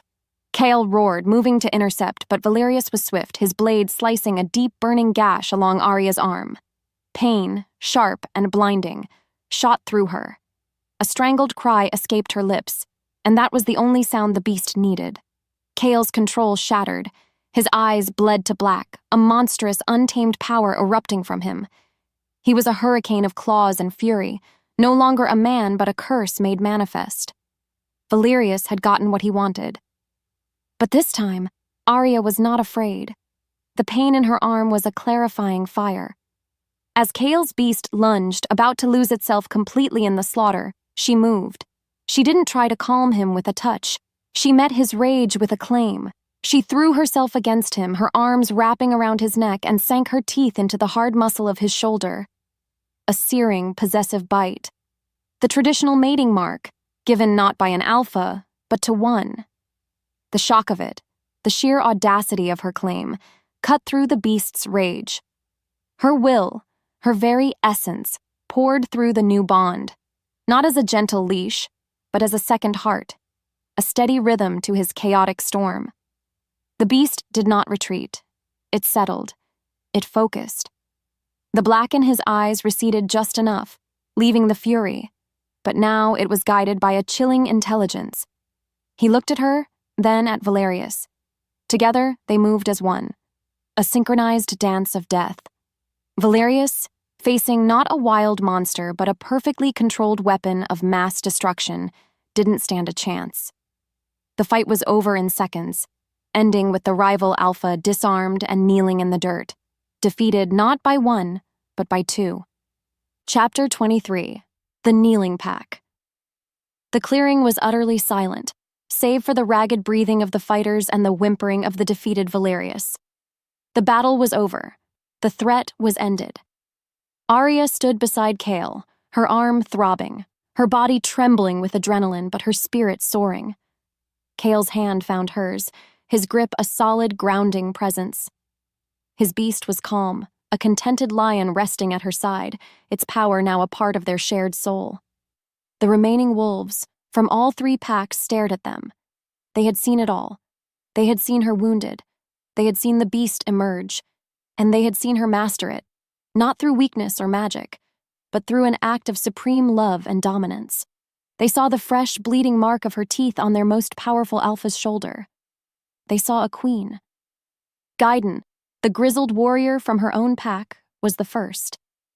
He dropped to one knee, his head bowed low in a gesture of profound, unshakable loyalty. Then Marcus followed, then another and another. A wave of submission and respect washed through the clearing. Warriors from her pack, who had once mocked her. Fighters from Kale's pack, who had doubted her. Even some of Valerius's own men, their loyalty broken by his cowardice, knelt before the undeniable truth of what they had witnessed. They knelt before their new rulers. Before the Alpha who had found his anchor, and the outcast who had found her throne. It was not a surrender born of fear. It was a fealty born of awe. The whispers that had haunted her entire life were finally, blessedly, silent. They were replaced by the rustle of 100 bodies kneeling in the dirt, a sound far louder than any insult. Chapter 24. The Dawn of a Queen. As the first tentative rays of dawn painted the eastern sky in shades of rose and gold, Aria stood hand in hand with Kale, looking out at the sea of kneeling wolves. The cool morning air felt clean, washing away the scent of blood and fear from the night. It smelled of new beginnings. She touched the mating mark on his shoulder, her mark, and he turned to her, his golden eyes soft and full of a love so deep it was an ocean. The scars on her heart, the ones carved by years of ridicule and self-hatred, felt distant, like memories from another life. The girl who had scrubbed floors and prayed for invisibility was gone. The woman who stood here now, wounded but whole, was not afraid of being seen. She had faced down her bullies, her deepest fears, a rival alpha, and the beast of a cursed god, and she was still standing. She was worthy. She had always been worthy. She had just needed to believe it herself. Kale leaned in and kissed her, a soft, tender promise in the new light. It was a kiss of equals, of partners, of a king and his queen. The transformation was complete. The core question of her soul had been answered, not by an alpha's choice, but by her own will. They had laughed because she was overweight. They had laughed because they thought she was weak. They had laughed because they couldn't see the queen hiding inside. They weren't laughing anymore. Now they kneeled. And as the sun rose on her new life, Aria knew, with a certainty that settled deep in her bones, that they would never stop kneeling.